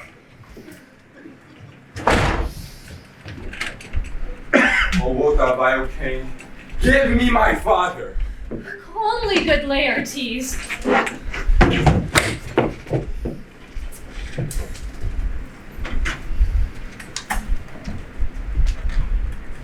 Where is my father? What is the cause, Laertes? That thy rebellion looks so giant-like. Let him go. Do not fear, Percy. There's such divinity and doth hedge a king that treason can but peep to what it would act living on his will. Tell me, Laertes, why thou art thus incensed? Let him go, Lord. Speak, Where is man. my father? Dead. But not by him.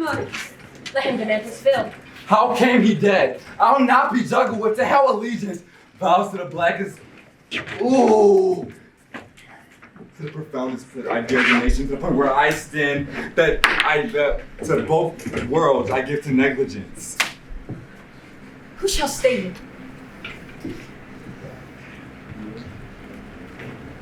Good Laertes, if you desire to know the certainty of your dear father's death, it's written in revenge. That swoop stake you will draw both friends and foe, winner and loser? None but his enemies. Will you know them then? 'Twas good, friends, wide I open my arms. Like a light wintering pelican, repast them in my blood. Why? Now you speak like a good child and true gentleman. That I am most guiltless for your father's death, and am most sensible to grief for it. It should as level to your judgment pierce as day does to your eye. What noise is that?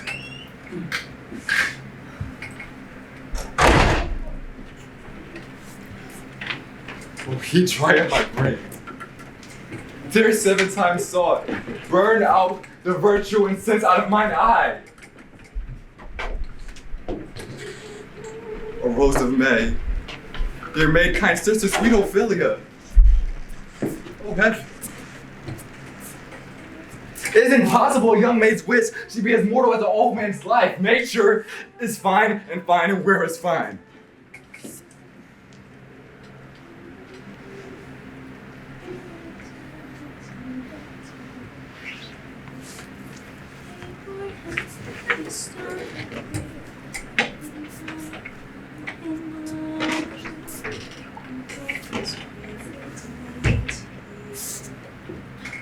Fare you well, my dove.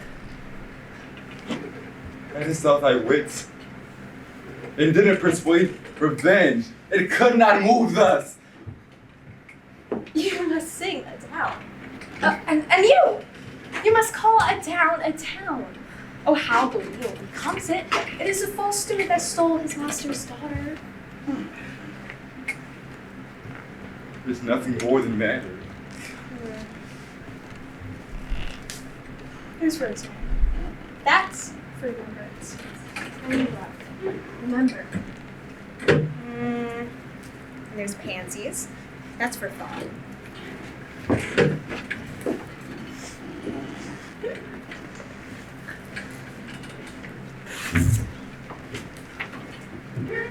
A document in madness. Thought and remembrance fitted. There's fennel.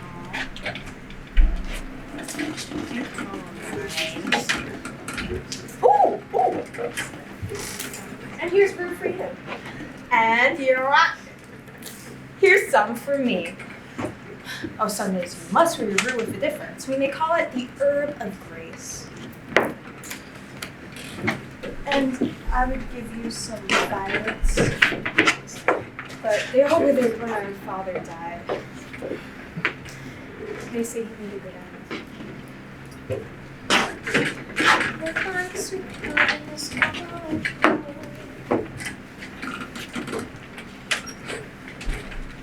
Thoughts In affliction, hell itself seems to turn to favor and to prettiness. Laertes.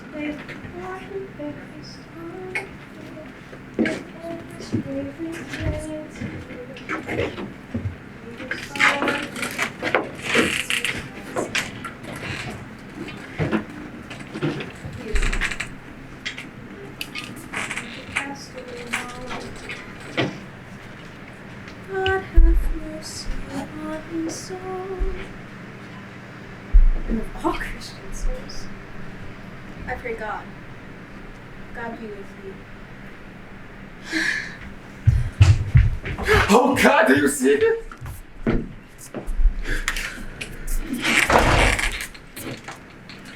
Laertes, I must commune with your grief, for you so deny me right. Go but to heart, make choice of whom your wisest friends you will, and you shall hear and judge twixt you. If by direct or by collateral hand they find us touched, we will our kingdom give everything that we can ours to you in satisfaction. But if not, be you content to lend your patience to us. And we shall jointly labor with your soul to give its due content. Let this be the means of his death. His obscure funeral, no trophy, sword nor hashment over his bones. No noble right or formal ostentation. Cries to be heard as where heaven to earth. It is this that I call into question. So you shall. Where the fence is, let the great axe fall. I pray you, go with me.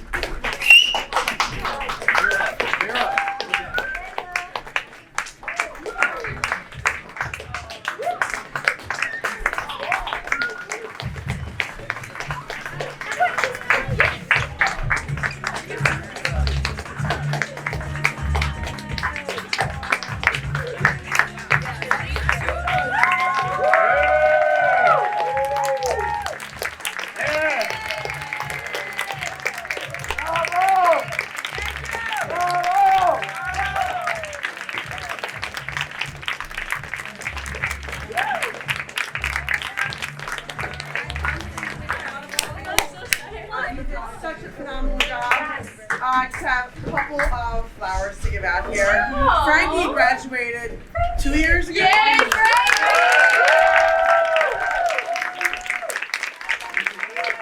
We called on Frankie to help us with all the extra support, and then we ended up throwing her in the play itself, which I think she was kind of happy about. So thank you so much for your help.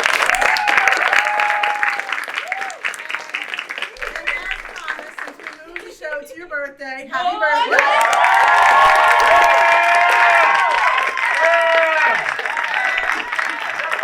Most importantly, I don't know how I would do any of this without Dr. Gobig's help. You're running out of clothes. You can't have any more characters or any more scenes. So, thank you all for being here. You guys are incredible. Be so happy. Back here. Hi everyone. This was Cedar Street's last show of the year. It's been an eventful year with many ups and downs, and we wouldn't be able to do it without the wonderful Miss Cranny.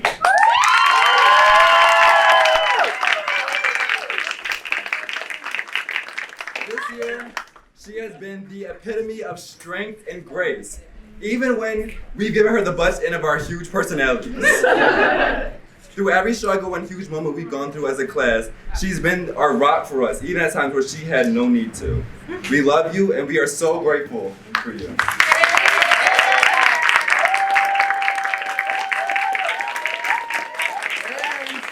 we could not forget about Dr. Gobig. Even in the year where we were without you, we were never without your presence and your grace and your help. We are so appreciative.